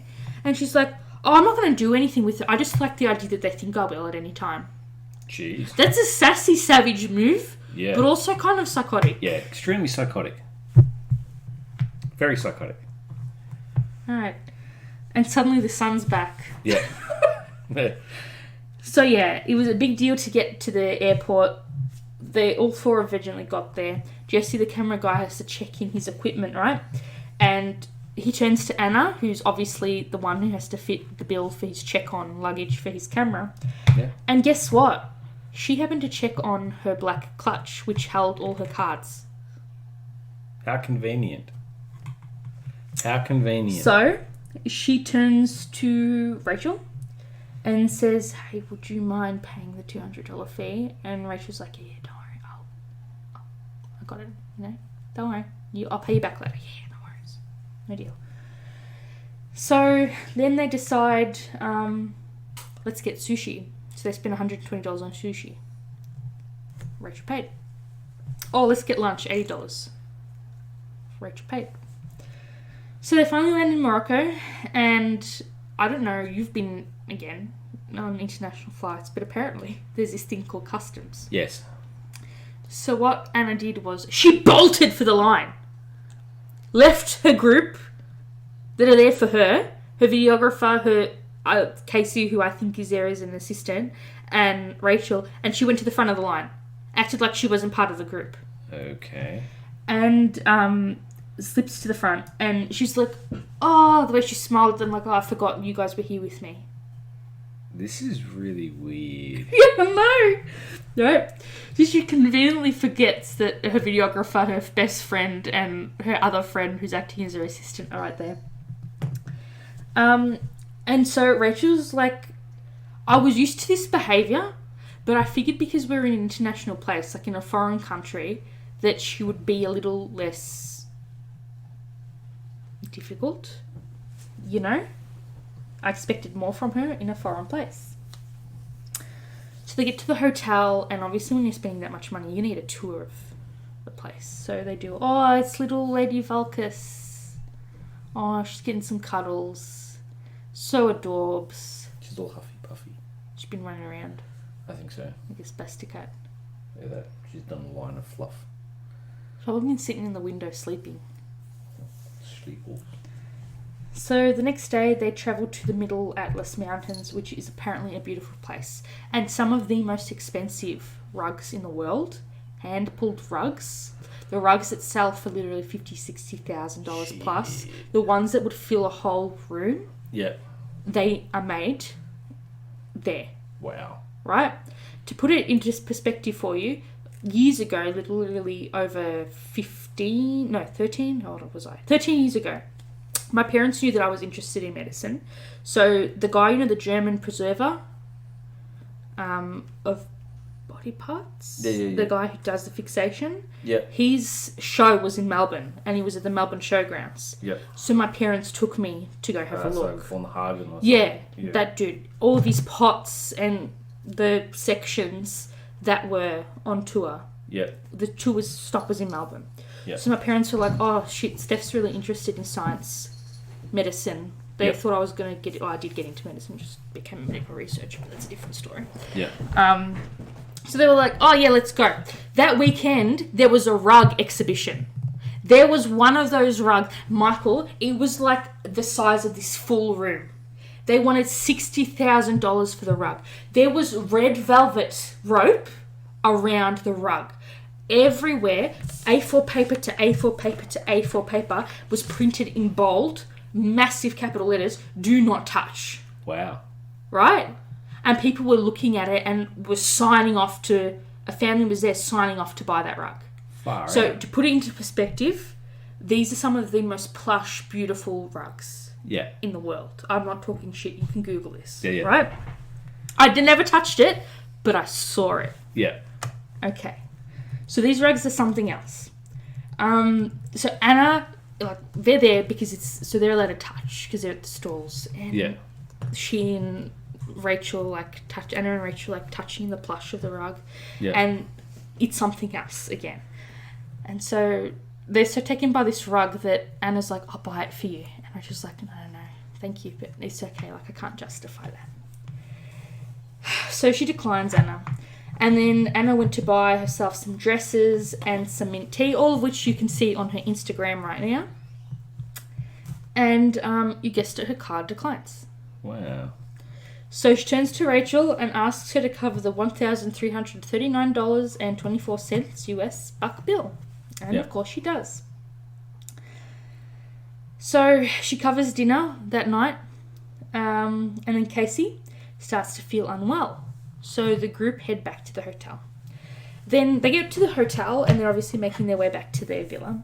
And a hotel employee, who's never to be seen again, literally, rushes up to Anna and pulls her aside and says, and when asked about it later, Anna said that she needed to call her bank because the limits still hadn't been approved. JP Morgan still hadn't boosted her spending limit, right? Because of the pre-authorization.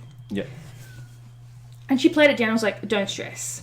So the next day, she's wearing some of the stuff that Rachel bought her on her way to get some Instagram shots that Jessie took, which you can still see right now on her Instagram. And Anna gets stopped again. And she says, look, I need to call my bank. Calm down. It's all going to get sorted. You know, relax. It's okay. I'm here to have a holiday. Just let me enjoy it, okay? Yeah. Oh, peasants. Trying to charge me for the money I owe them on sales? How dare you?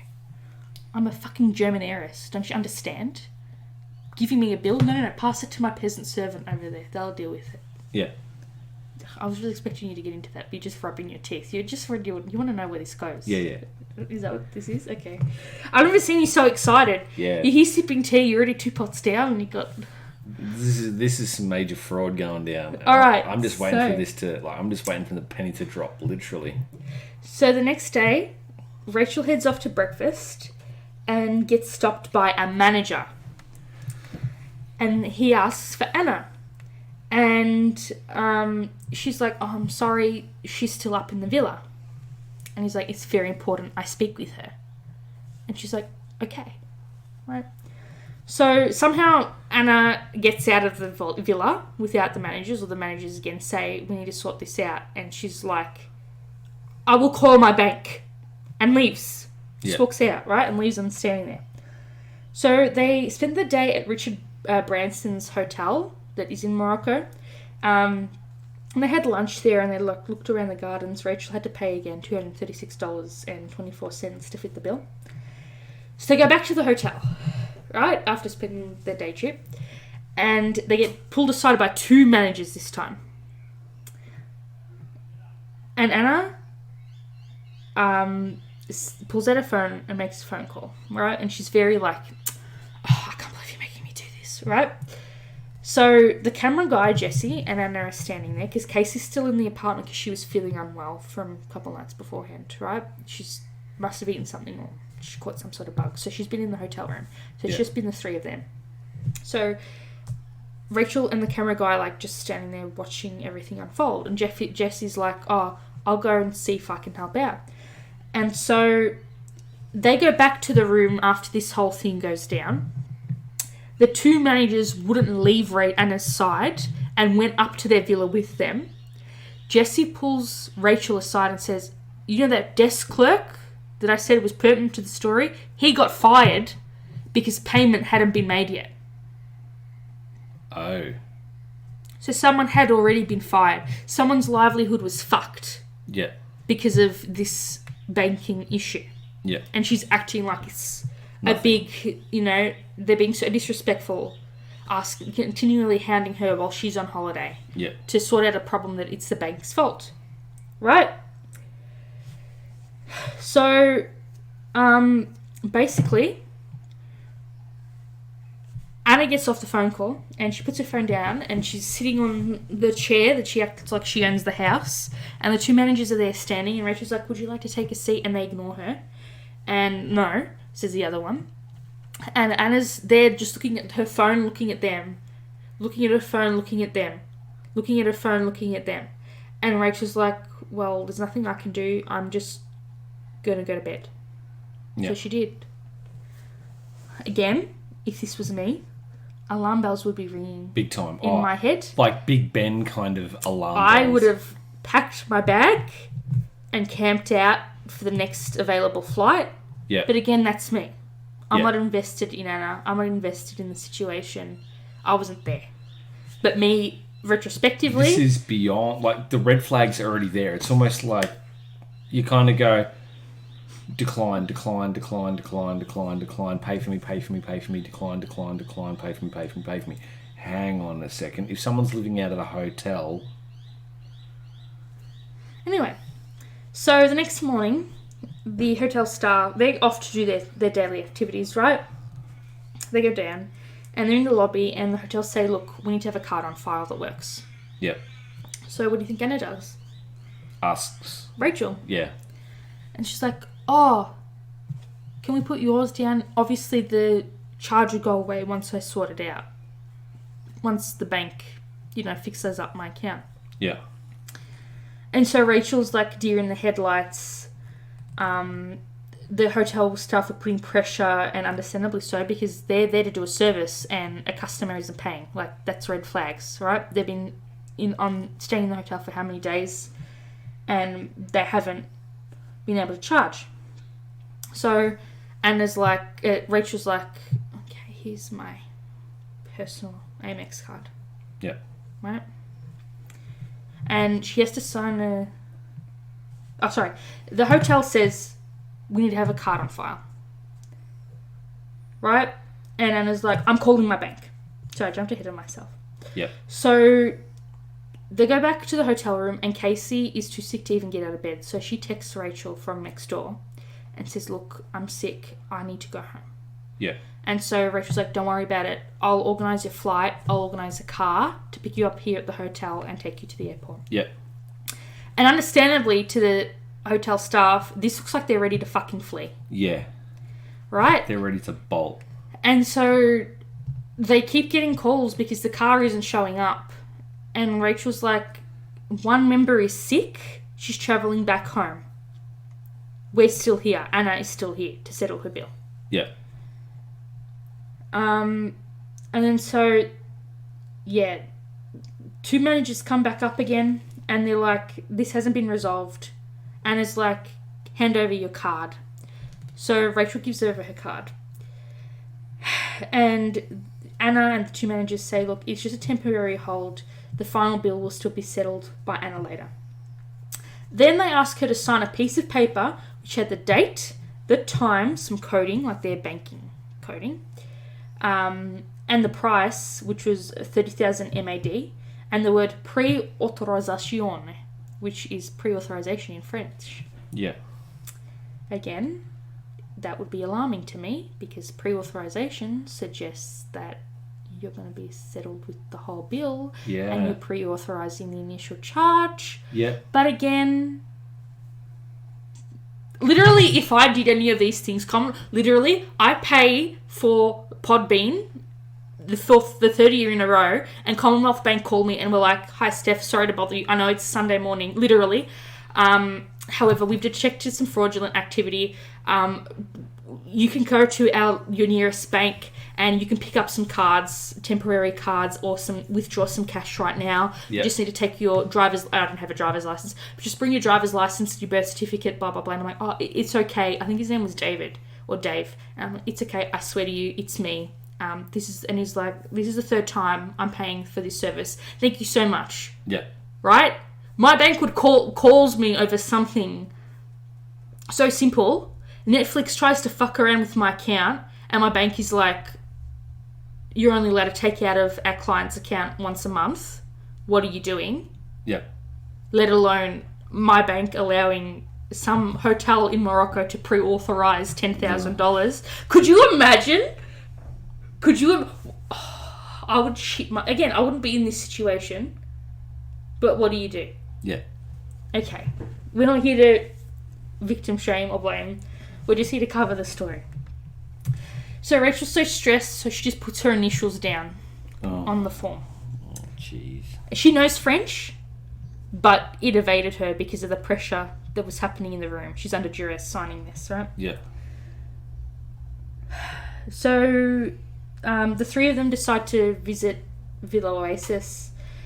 This is a very hard place to get into. It's very exclusive. It's the private home of Pierre Berge and Yves Saint Laurent. So from what I understand, it's closed to the public. It can only be seen by special request, and you have to provide an obligatory $1,600 donation to a charity of their choice. Jeez. So they haven't settled the tab yet, the donation, but they're there. They wander through the property, they have a bite to eat, and then on their way out they have to go settle the donation. So the staff say, how would you like to settle it? And Anna says, I thought the hotel took care of that. Okay. I understand that it would be built to our reservation at Mamamunua. And Anna and the camera guy both turn to Rachel, and so Rachel has to fit this 1,600 donation too. Great. So, as Rachel's like, oh, okay, whatever. So she goes through her purse and realizes that she only has her debit card because she forgot she handed her other card over to the hotel. Yeah. For the account, right? Because they need to have a card on file. Yeah. They didn't give it back to her and poor thing forgot. So she knows that card, that debit card, is attached to an account that only has $410.03. And so obviously that's... overdraft. Yeah, so that's associated with another charge, right? Yeah. And I'm pretty sure there's an overdraft percentage fee for how $10 increments you go over. At least that's what I know.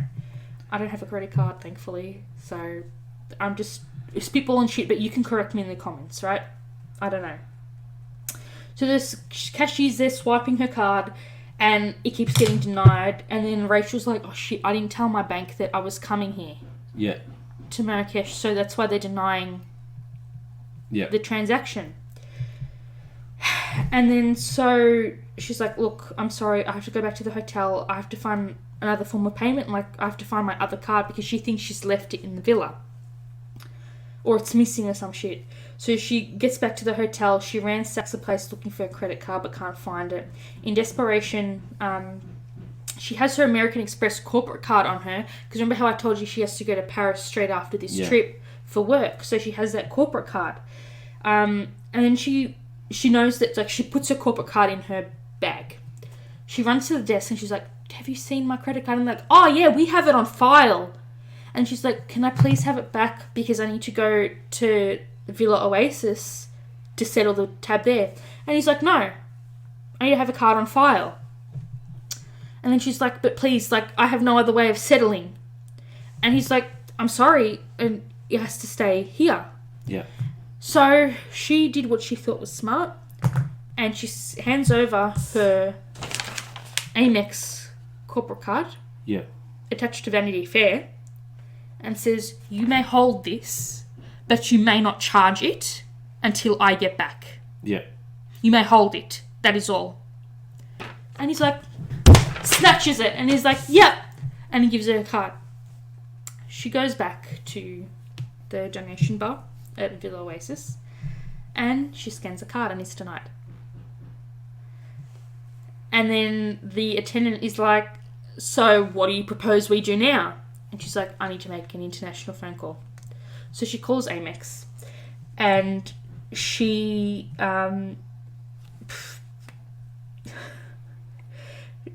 she has to, do some stuff. And she calls them, and she's like, my card isn't working.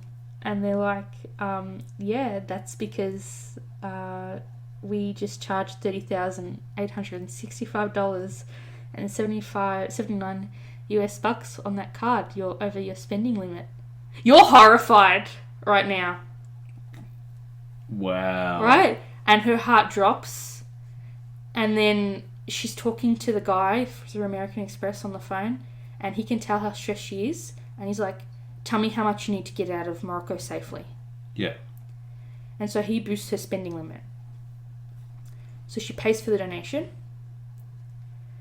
And in her head, she's like, look, that pre-authorization block isn't going to stay on my... Like, to put it into perspective, 30,000 US bucks may seem like a lot in America, but if you convert that to Australian bucks, that's essentially half a mortgage, like half a down payment on a house. Yeah, that would be, well, hold on, let me just convert it. It's the one value that I didn't convert this whole time through. So the Australian dollar is about, what, 64 to a US? So it's about, what? $42,296.37. That's literally half a down... If it's a smaller house, that's your down payment. To give you an idea, you could go out and buy a VE Commodore for that. You could get a lot more than a VE Commodore. You could get a $400,000 house mortgage approved with that money. On the spot, yeah. Your bank could be like, here you go, no worries. For some people, that's more than a yearly wage. that is a PhD person's whole salary for the 3.5-year scholarship. Yeah. And that their student is expected to live on. Mm-hmm. Right? Okay. So she, in her head, is like, you know what? Anna's going to sort it out. The block won't stay there forever. It's a lot of money, but it's going to get sorted. Yeah. Anna didn't give two fucking shits. No, of course And she's not. like, you know what? It's fine. So again, if it was me, my bags would have already been packed. I am not telling anyone. I'm getting my card and I'm saying, you've charged me, pre-authorization done. I'll be calling the embassy. I would call American Express and I'd say, cancel that card right now. Yeah. You know, it was stolen. I would have had my bag. I wouldn't have even said anything. I said, I'm just going down to the villa. Oh, no, I just want to go by myself, you know, just see the city by myself. I like doing that. Would have not told anyone. Yeah. Packed a day bag Gone. with my immediate stuff, left the rest of my shit, and fucking fled. Yep. Gone. That's what I'm not trying to say that's what a smart person would do, but that's what I would do outside looking in. Or what you would even do is go to the embassy.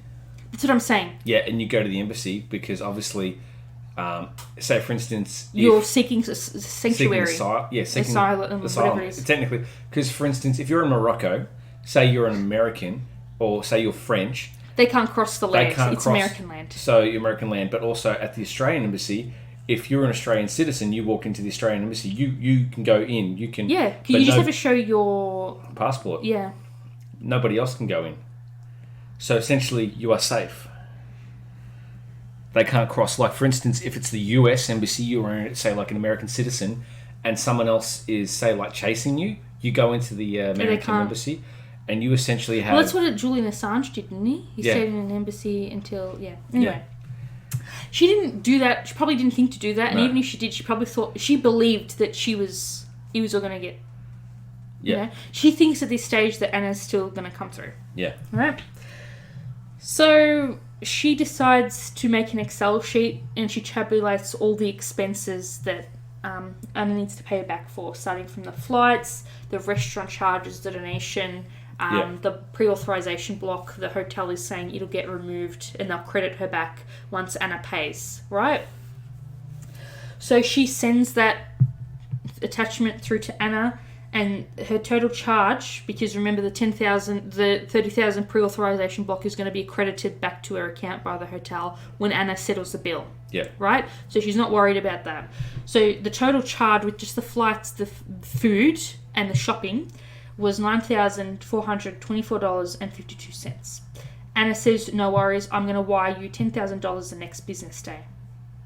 So while she's there, Rachel also books her flight out of Morocco to get her to the work trip. She thanks Anna for the trip and fully expects to be reimbursed the next business day, which was a Monday. So she makes it to Paris for work. She switches back on her phone, because obviously when you're flying, they tell you to switch your phones off.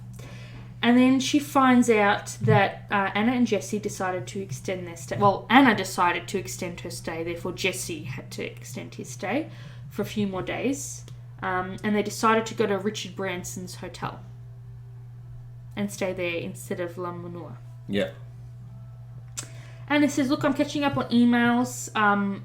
I will forward you the confirmation of the wire ASAP. And then she also told Rachel that the manager had stopped by the hotel that they were staying at and said that, to say thank you, and said that the hotel manager had gone to the hotel room and wanted Anna to pass on the message to Rachel, thank you for the payment. Okay. This is getting worse. So then Anna says to Rachel, would you rather have the whole total wired to your Chase account and you can decide what to take off your Amex? That way you can email them with instructions? Yep. And then she texts Anna back and says, yeah, I guess. Yep. And then proceeds a very, very long time of issues.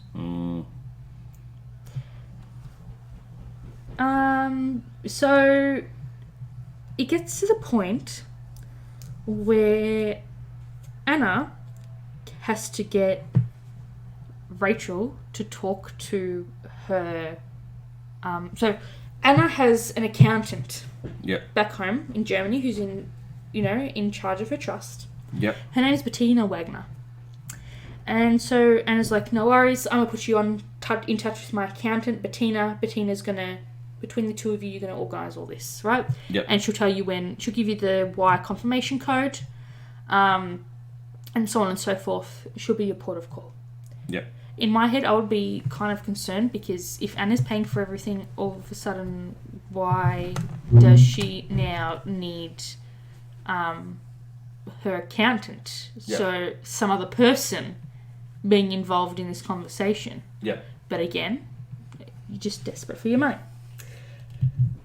So it turns out that the whole hotel stay is billed to Rachel. Yep.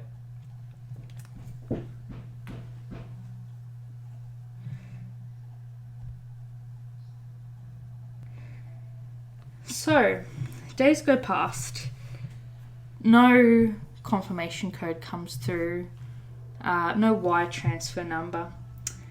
So Rachel continues to reach out to both Anna and Bettina, and largely Anna is also responding to Bettina saying, like, there's money in the account, this needs to go through. Still, no money comes through. And then she hears from Casey, the other friend who was there in the holiday. Yep. And Anna had told her that she had gone to London, right? So Anna had told Rachel that she had gone to London. Yep. Then she hears from Casey, and Casey says, no, Anna's still stuck in Casablanca. That she, staff at the Four Seasons in Casablanca had escorted her out after 4 nights, and she still hadn't paid, and so they were threatened to call the police because she was holed in there without payment. Wow. And so I'm going to read some screenshots of them texting, Anna and Rachel texting back and forth about this money. Yeah. And so Rachel goes, I don't know if the whole bill will go through. Thank you for the trip. Just hoping we can get the wire, etc. sorted today because I'm nervous about my cards not working for the weekend. Sorry to be a bother. And then Rachel said, look, it seemed like a foregone conclusion that the entire hotel bill would be on my credit card. We were both already gone from the hotel, but I trusted Anna to reimburse me as she'd promised, because what else can I do? And then Anna comes back and says, I'll wire you $70,000. That way everything's covered. And Rachel's like, shit, that's more money than I make in a year. Yep. And she says, thank you so much, Anna. Minutes later, Anna had sent an email to Bettina and said, following up on my last email, can you please send me the total bill and the summary for all charges that have been put on Rachel's card? Appreciate your assistance. Rachel was nice enough to provide you with her card, but it's my responsibility to make sure all parties are covered. Looking forward to receiving it before end of day today. Thanks, AD. Being Anna, Delvey. And then over the course of the days, Anna kept in touch via text message, and then that evening she sent an update via email and said, look, I've initiated everything for the wire transfer today. We'll forward you the FedRef, which is the federal reference number used for tracking wire transfers, as soon as they email it to me. Hope you're having fun, because she's on her work trip in Paris. Yep. So I think we can tell, long story short, that this money would never come. No. But poor Rachel at this point in time didn't know that. So she hears from Jesse, who says, look, I'm stuck in Casablanca. Anna didn't confirm my return ticket. Apparently, Anna had decided that she was going to stay in Casablanca a few nights. And so she had told her assistants to cancel her flight. But they accidentally cancelled Jesse's as well. Right. So, he had to buy his own ticket, but it was too late to board. So he misses his flight. So he ends up spending the night in the hotel, and Rachel is prompted to check her balance. And she logs into American Express, and the hotel charges are still on her account. She, logs into her corporate card account, her work card. The balance is still there for $16,770 because they charged, you guessed it, Yep. her work account. Yep. When they were told not to. Yep. So nothing comes through. She didn't want to spook Rachel, she didn't want to spook Anna, so she was really played down how stressed she was. But at the same time, she gets back from her work trip and she has rent to pay. Like, the girl's got her own bills. Yeah. You can't, like, her accounts are already in overdraft. Yeah. She won't be able to pay the minimum repayment fees. Yeah. Right? So, yeah, she gets more and more desperate. So she's telling her, I think it was her aunt or a friend at work, and she's saying, this person said to Rachel, do you think she's a con artist? Absolutely. And I mean, this is screaming wire fraud, big time. And she's like, no, not a chance. She's a mess, but she's probably just distracted. So it's not really... So Rachel doesn't see that in her.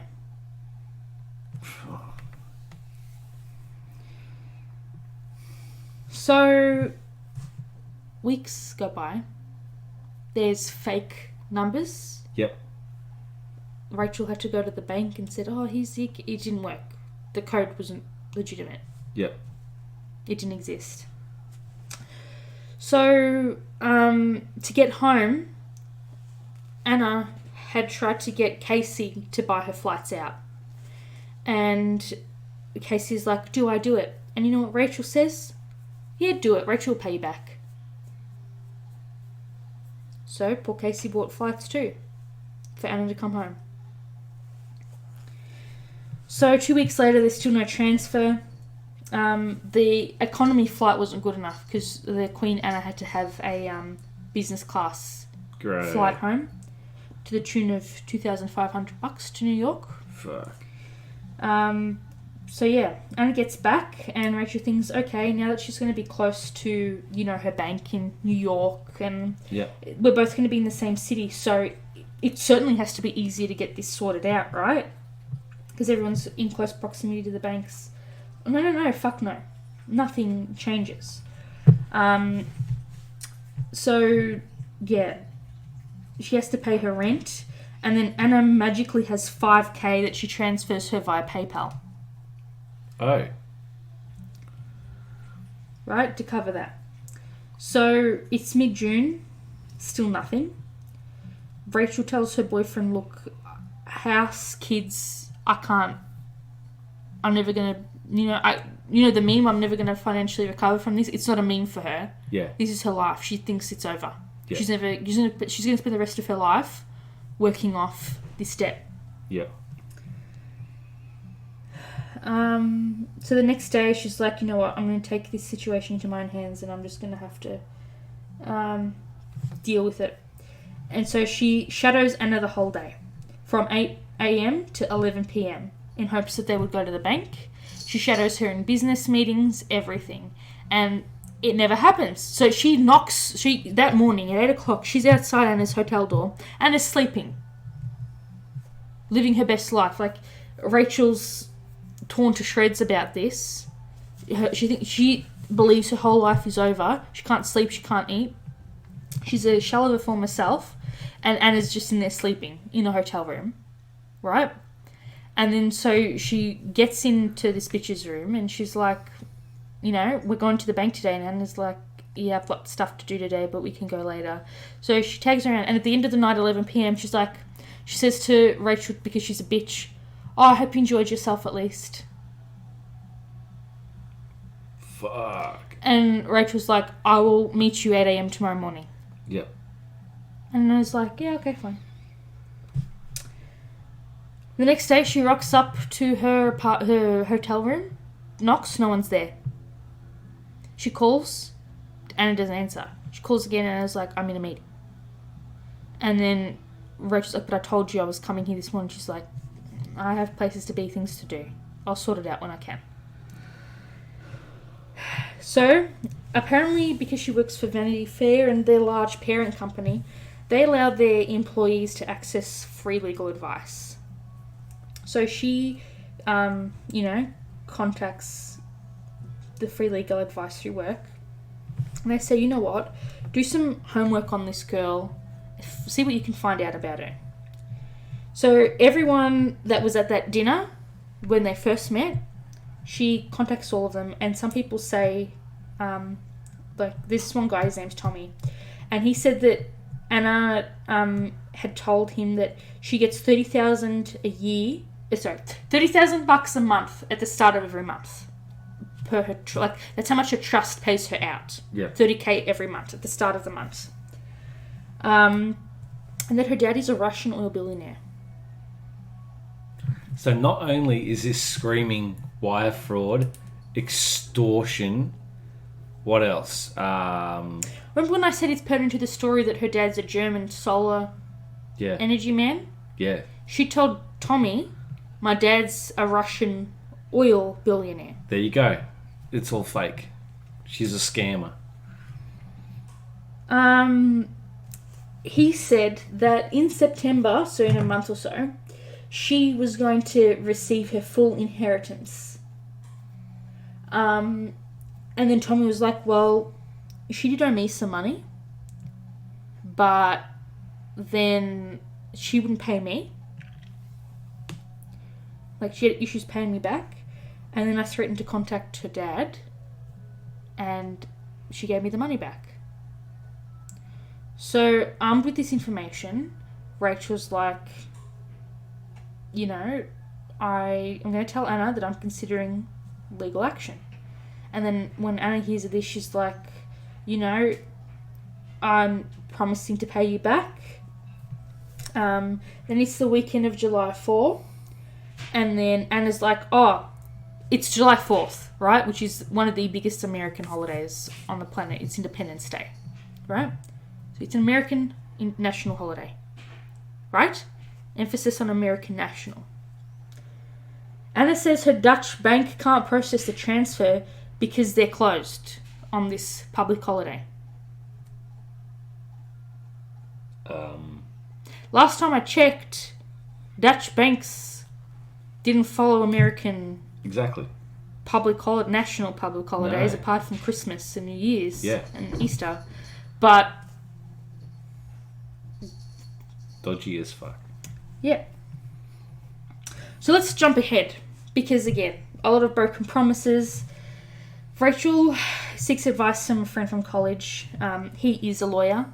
And he's like, look, this isn't exactly my area of expertise, but I do have this, I think that you should write to her and say that you are considering legal action. Yeah. And let it, if she is coming into her full inheritance, you must stipulate that on this date she has to pay you back. And then, so he's like, I'm not advising you anything yet. I'm going to talk to his friend from law school. And, we're going to... Sorry, that was me dropping my pen. We're going to get his advice because I don't want to misadvise you. So then this dude comes back and he's like, I wouldn't do that because that's considered extortion. Yeah. And he says, if you threaten her... she's never going to pay you back because she's going to say you extorted her and the whole thing is void, right? Yeah.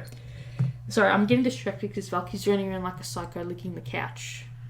Right, yeah. I'm serious. She's crazy. Valkus, honey, what are you doing? Cuddles. She's looking at me like, what?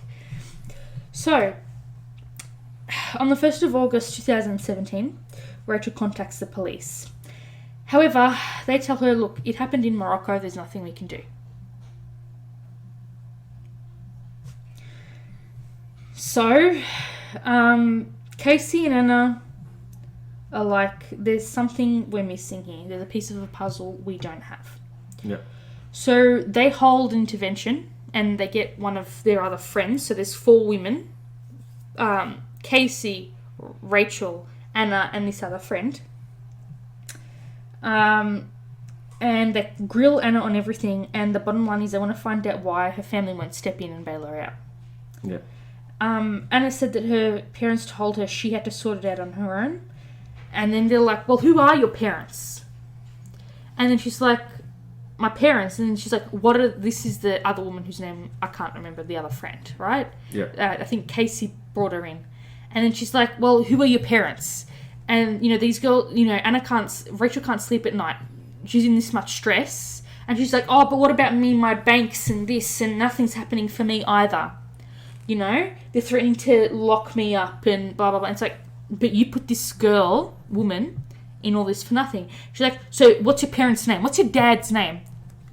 Daniel. Daniel what? Delvey? Daniel Decker Delvey. I'm sorry, does that sound like a German... No, it does not. Businessman? Billionaire businessman? It sounds more like someone who's Puerto Rican. That sounds like something Doris Day would have called her son. No disrespect to the Queen, Doris Day. Also. And she says that her dad said that because she blows through her monthly allowance, he was going to push back her full inheritance. So then they're like, well, are you German or are you Russian? Because Casey spent some time in Russia. Yeah. And she's like, I know what a Russian sounds like. And they also had the information that her dad was a Russian oil billionaire, right? Yeah. And then she's like, are you German or are you Russian? She's like, I'm German. And then she's like, and then they're like, so where are you from? Germany. And what nationality is your dad? He's German. So she said she had no remorse. She essentially had no remorse for what she was putting Rachel through. And when they kept pressing her, and she's like, this is a quote from her, I didn't get into her bank account and go shopping with it. So to her, it's justifiable. And then after this talk, it hits Rachel that she's a long time con. Yeah. Long game con. Yeah. And then she doesn't see Anna for a while. Anna kind of slips under the radar.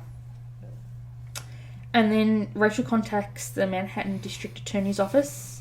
And she finds out that, a paper was put out, I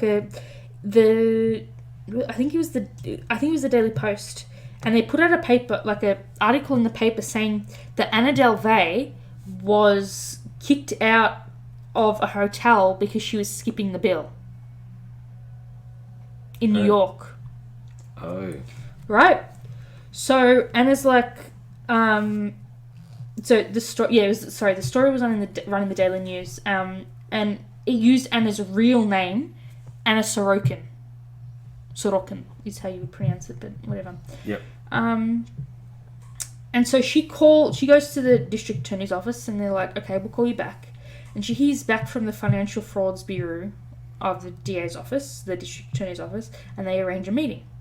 Turns out that Rachel was there to also meet one of the assistant DAs, Catherine McCaw, who advised Rachel to contact American Express to dispute the charges. Yeah. Apparently, what I did when I researched American Express is they're one of the best people that you can be with if your accounts ever get hacked or in case of fraud. So they provide so much service for their staff, and that's why attendants like to charge the 2.5% surcharge on American Express cards because they're very protective of their clients' money. Yeah.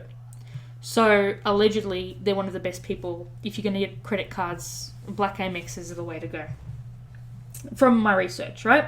So Anna's like, hang on, I have her Amex card because remember when she sent her photos, the back and front, when she had to book the flights? Yep. So she gives them those photos. She gives them the text messages, the email chain, the constant back and forth and bullshit because, again, they're texting every day for months. Yeah. And no money is appearing. She gives them all of Bettina Wagner's emails. Anna's accountant. Yeah. And so on and so forth. And so, again, nothing's really hitting the fan here. So she calls and contacts American Express and she disputes the charges. And I'm basically going to summarize that these disputes, both on the corporate card and on her personal card, are going to be opened and closed so many times, right? The hotel is going to say, but we have her signature on the pre-authorization form. And then American Express is going to go back to her and say, but you signed a pre-authorization form.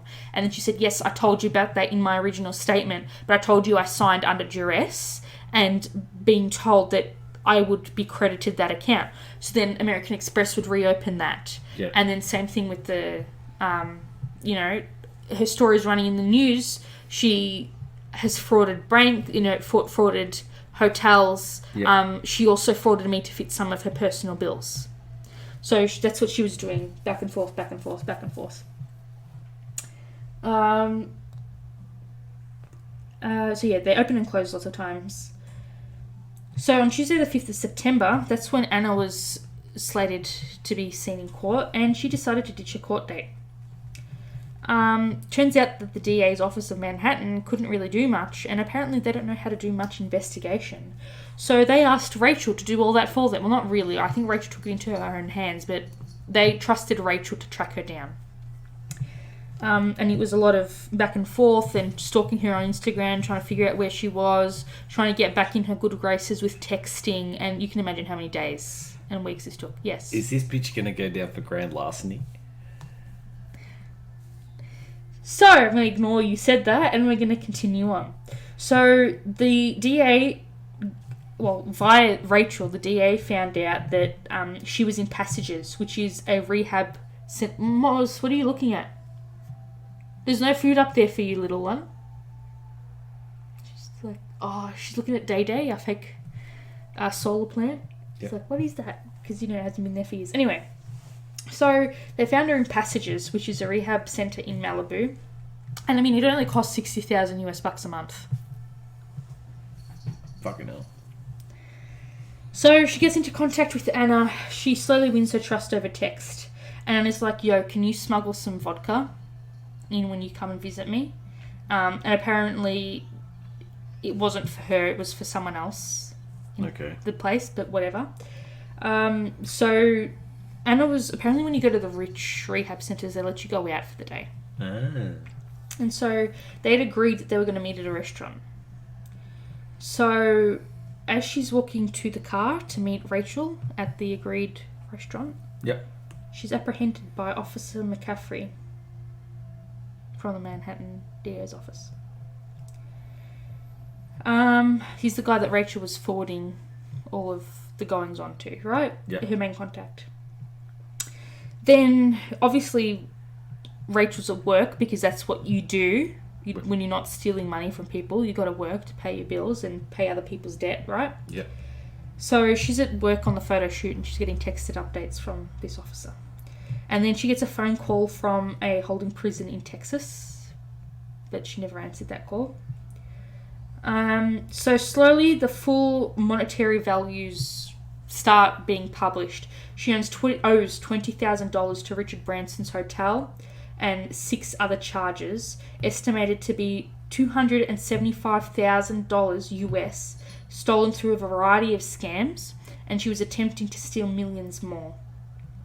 So I'm not saying this because I want to advise people on how to do this scam, but I was just interested, and I think it's important for people to know in case someone tries to pull this move on you, right? This scam method is called check kiting. I knew nothing about it until I researched it. So what it is like, say I want to, I'm giving you, hold on, let's rewrite that.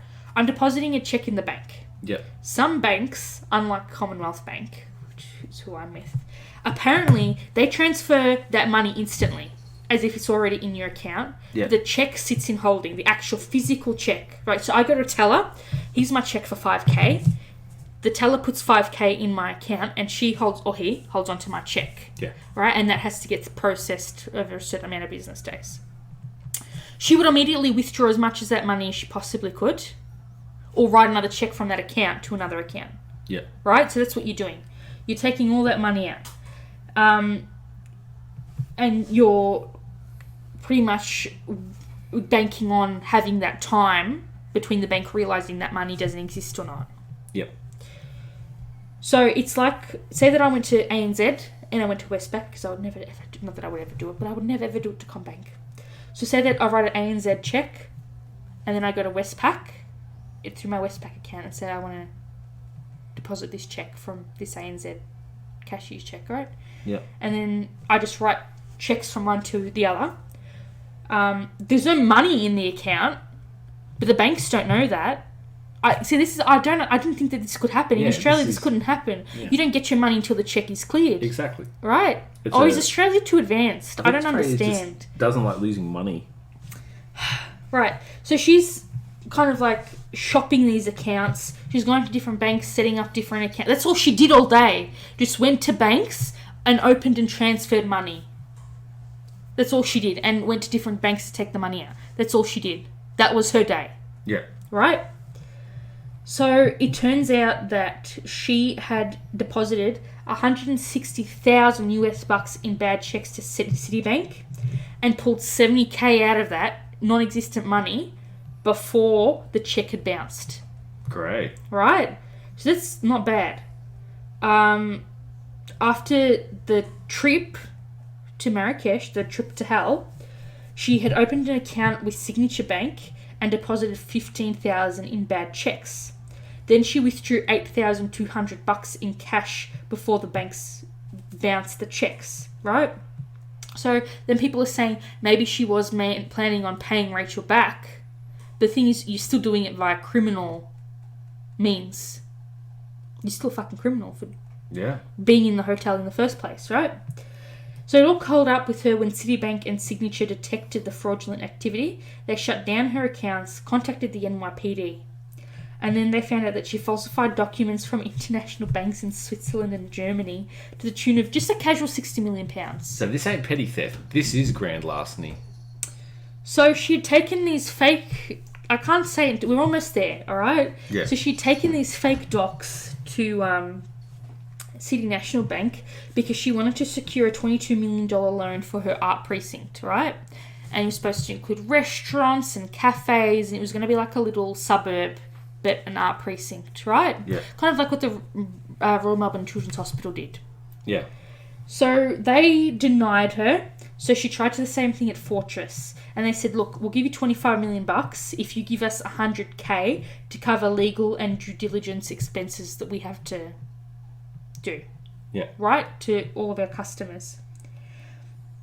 So on the 12th of January 2017, she goes to City National Bank, secures a $100,000 loan, and goes to the Fortress office and gives them the $100,000 so they can do their due diligence on her. Jeez. Right? So finally, Rachel gets the hotel bill on her corporate card credited. A very close friend, and I think a very close family friend, offered Rachel a loan, and she was like, look, she offered. It was like Rachel went up to her, and Rachel was like, look, I will set up a payment plan with you, I'll do everything I can, and that's what they did, right? Yeah. Eventually, the case had to go to court for trial, and Rachel had to be subjected to the whole testifying and witness experience, and she was really degraded by Anna's attorney and stuff. Now, the thing is, the author from, I think it was New York Post, the New York Post, who broke all this story and covered it all, she secured a deal with either HBO or Netflix, and the book that Rachel wrote, so one of them got the HBO deal and the other one got the Netflix deal. Yeah. I think it's the journalist who wrote to the Post got Netflix. Yeah. And Rachel got HBO. Yeah. Because Netflix paid for Anna to have the most fucking exorbitant wardrobe while she was on trial. They had staffers sitting in the trial.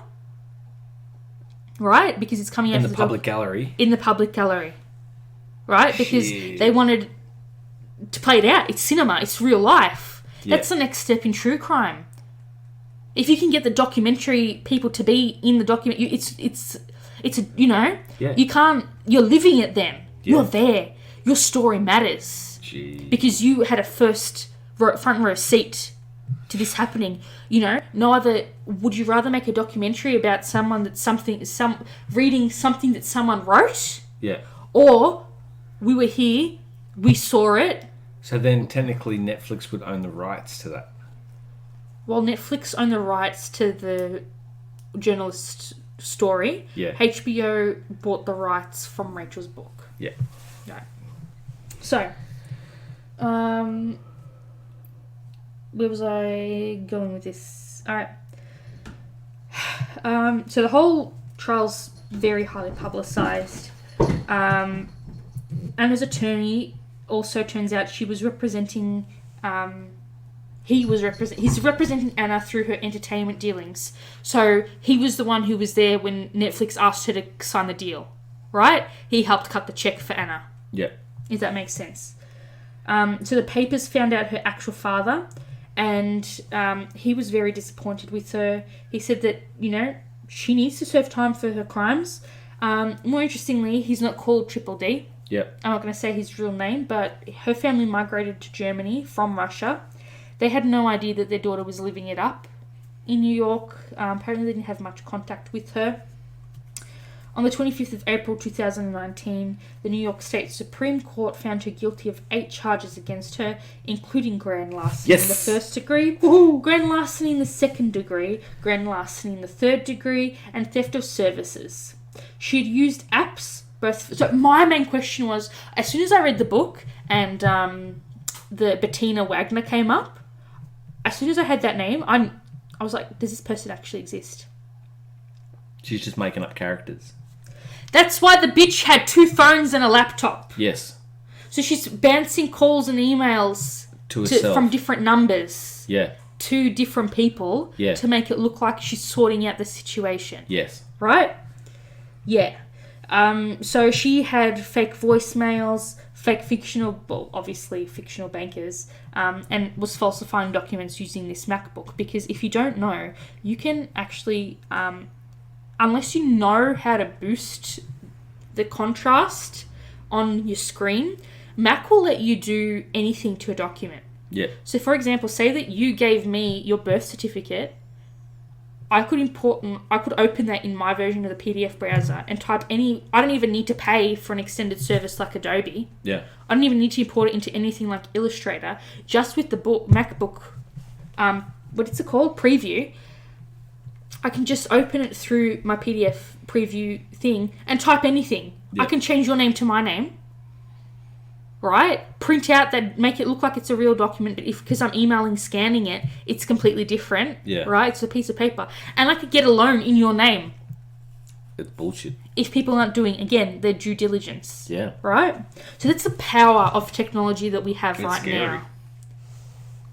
So, yeah. Alright. So this Bettina Wagner... she's part of the scam. She didn't exist.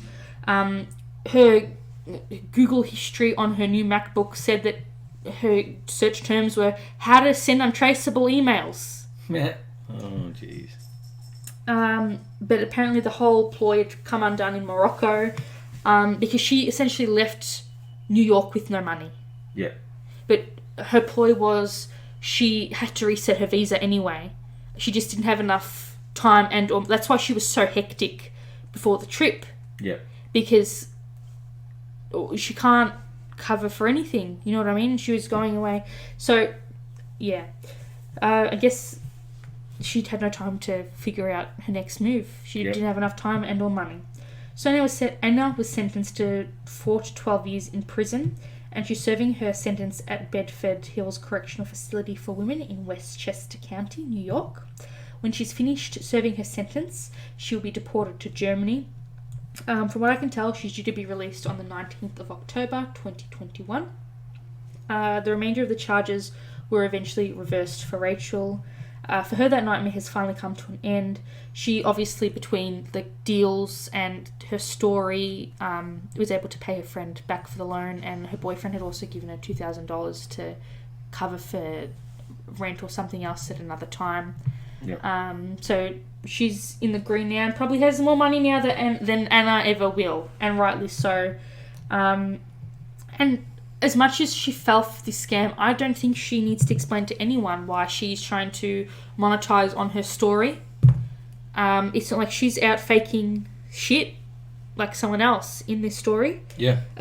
She did it and she paid her bills, what she thought, the loan she had to pay, and that's literally all that matters. Yeah. So yeah, good on her for making... She had to go through a shit story to make herself some money, but at least she's never, Yeah. What do you do? Apparently a lot of people have contacted Rachel and confided in her about their own experiences, and she says that's what really drove her to write this book. She copped, like I said, a lot of crap about writing a book. She had to justify in the ABC YouTube video that I was talking about earlier. She said she really did believe that Anna was a wealthy German heiress, and she says that, look, in hindsight, I probably didn't pay close enough attention to the things I saw, and I obviously dismissed a lot. So what do you think?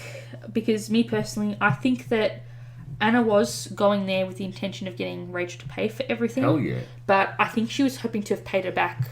Yeah, as soon as she got she was back looking to New at York. her to be a cash cow to get her out of the whole. But instead, you know what? It didn't eventuate, and she got caught out. Yeah. I don't even think Anna thought she was going to get caught out, to be honest. No. I don't think she was expecting things to unravel that way. But she was planning on eventually covering for Rachel, but she just was trying to buy more time. And, like, at the same time, it's a lot different to, for example, say that it's happened to me a few times before where I've paid bills either in advance or whatever, and there's been weeks where you've gone, hey, like, even let's just go to Nando's, and I've said, look, I'm so sorry, I've just paid so-and-so, not that you would ask me to justify, but I'd say, look, I'm flat stony, I've got no money in my account, and then you would say, I'm not asking you if you've got money, I'm asking you, do you feel like Nando's? That's normal. That's like the normal way how people work. It's like, oh yeah, I got you. And don't again, worry, we've known each other for fucking years. So it's fine. Right? It's like... We're housemates. That works. Yeah. But it's not like, if I said to you, right, we're going to fucking Morocco and I'm paying for everything, you'd be like, I'm kind of... Worried? Not into that. Yeah. I'll pay for my own flights, my own, and you would specify, here's my money transfer for the flights, or I will book my own flights. You should provide me with the itemised receipt of the hotel, and I will pay my third. Yeah. It's just, it's weird. But that's just me. So yeah, I could never do that. I'd like to think this situation in this the way the story unfolded for Rachel, I'd like to think I wouldn't fold for it, but you don't know until you're in that situation, to be honest. I would like to think that things would add up for me much faster. But what about you? I think, honestly, that bullshit, there was so many red flags and they just weren't seen. Yeah. It's Poor just... Rachel. I just, But yeah, bullshit. Anything else to add? That rug you were talking about. Yeah. There's actually, I think at this point in time, the most expensive rug ever sold is the Sotheby's 17th century antique Persian carpet, which sold for $33 million. Just Google these rugs. They are insane. They're like different ones. There are some that are very plushy and whatnot. Like this rug. But these are, to put it into perspective, these are hand pulled, like hand netted, hand pulled.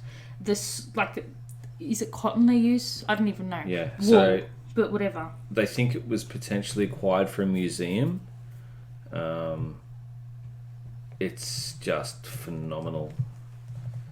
So apparently, they reckon it was probably from the ancient city of Kaman, and it was a sickle leaf vine scroll.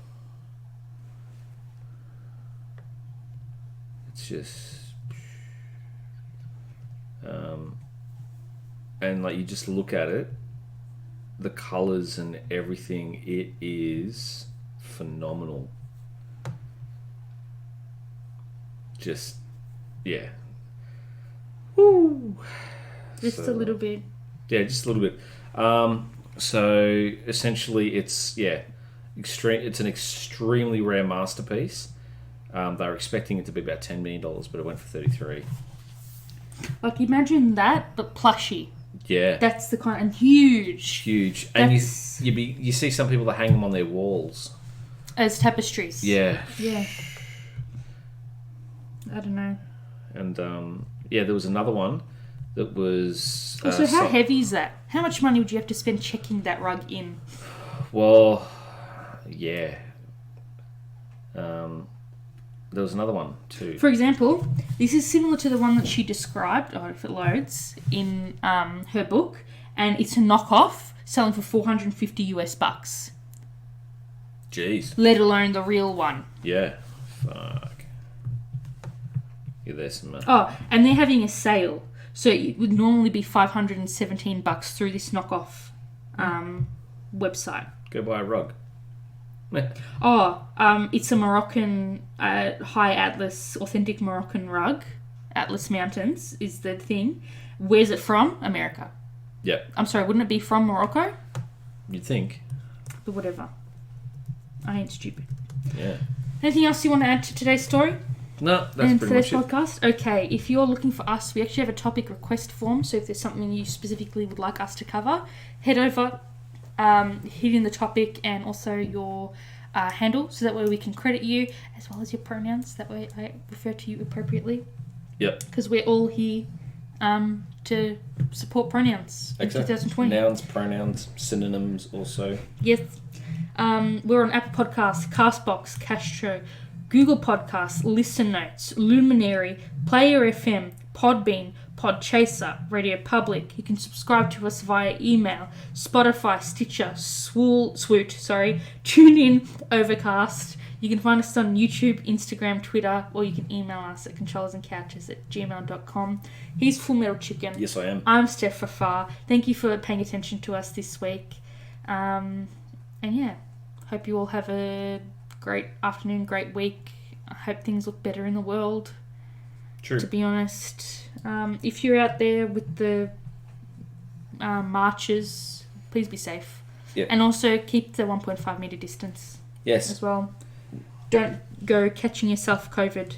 True. Otherwise you get a little bit of, immunosuppression going on. One person I follow on Instagram and TikTok, Nabella, you know, the one, the woman who's been self-isolating for 75 days. Yep. But she ended up contracting COVID and she's only been out 4 times. Yeah. So, yay for Corona. All right. Thank you so much. May the force be with you. Live long and prosper. And also with you is what you're supposed to say. Make it as frustrating as possible. And for the person who just laughed, congrats. Thank you for enjoying my humour. At least you do. Thank you so much for all of your support. You guys have been absolutely insane. And we're very, very grateful. Yes, thank you very much. Our growth has been, I don't want to use the word exponential, but... Yeah, better than my ability to grow, plants.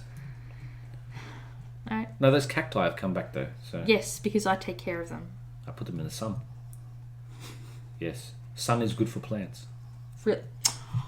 Photosynthesis is a thing? I know, right? People don't know this. Yeah. Well, enjoy it while it lasts. Amazon ain't going to be around for, 5 to 10. Alrighty, we're out. We are out. Bye-bye. Signing off. I'm out. And the long wait begins. Ha-ha! Yes, for the person who just hung on that a little bit longer. Yeah, I know, right? It's like, why do you love the sound of your voice? Because I make sounds like this. Yes, until next week. Ha-ha! Peace and quiet. Done. Adios. Enjoy the subtitles.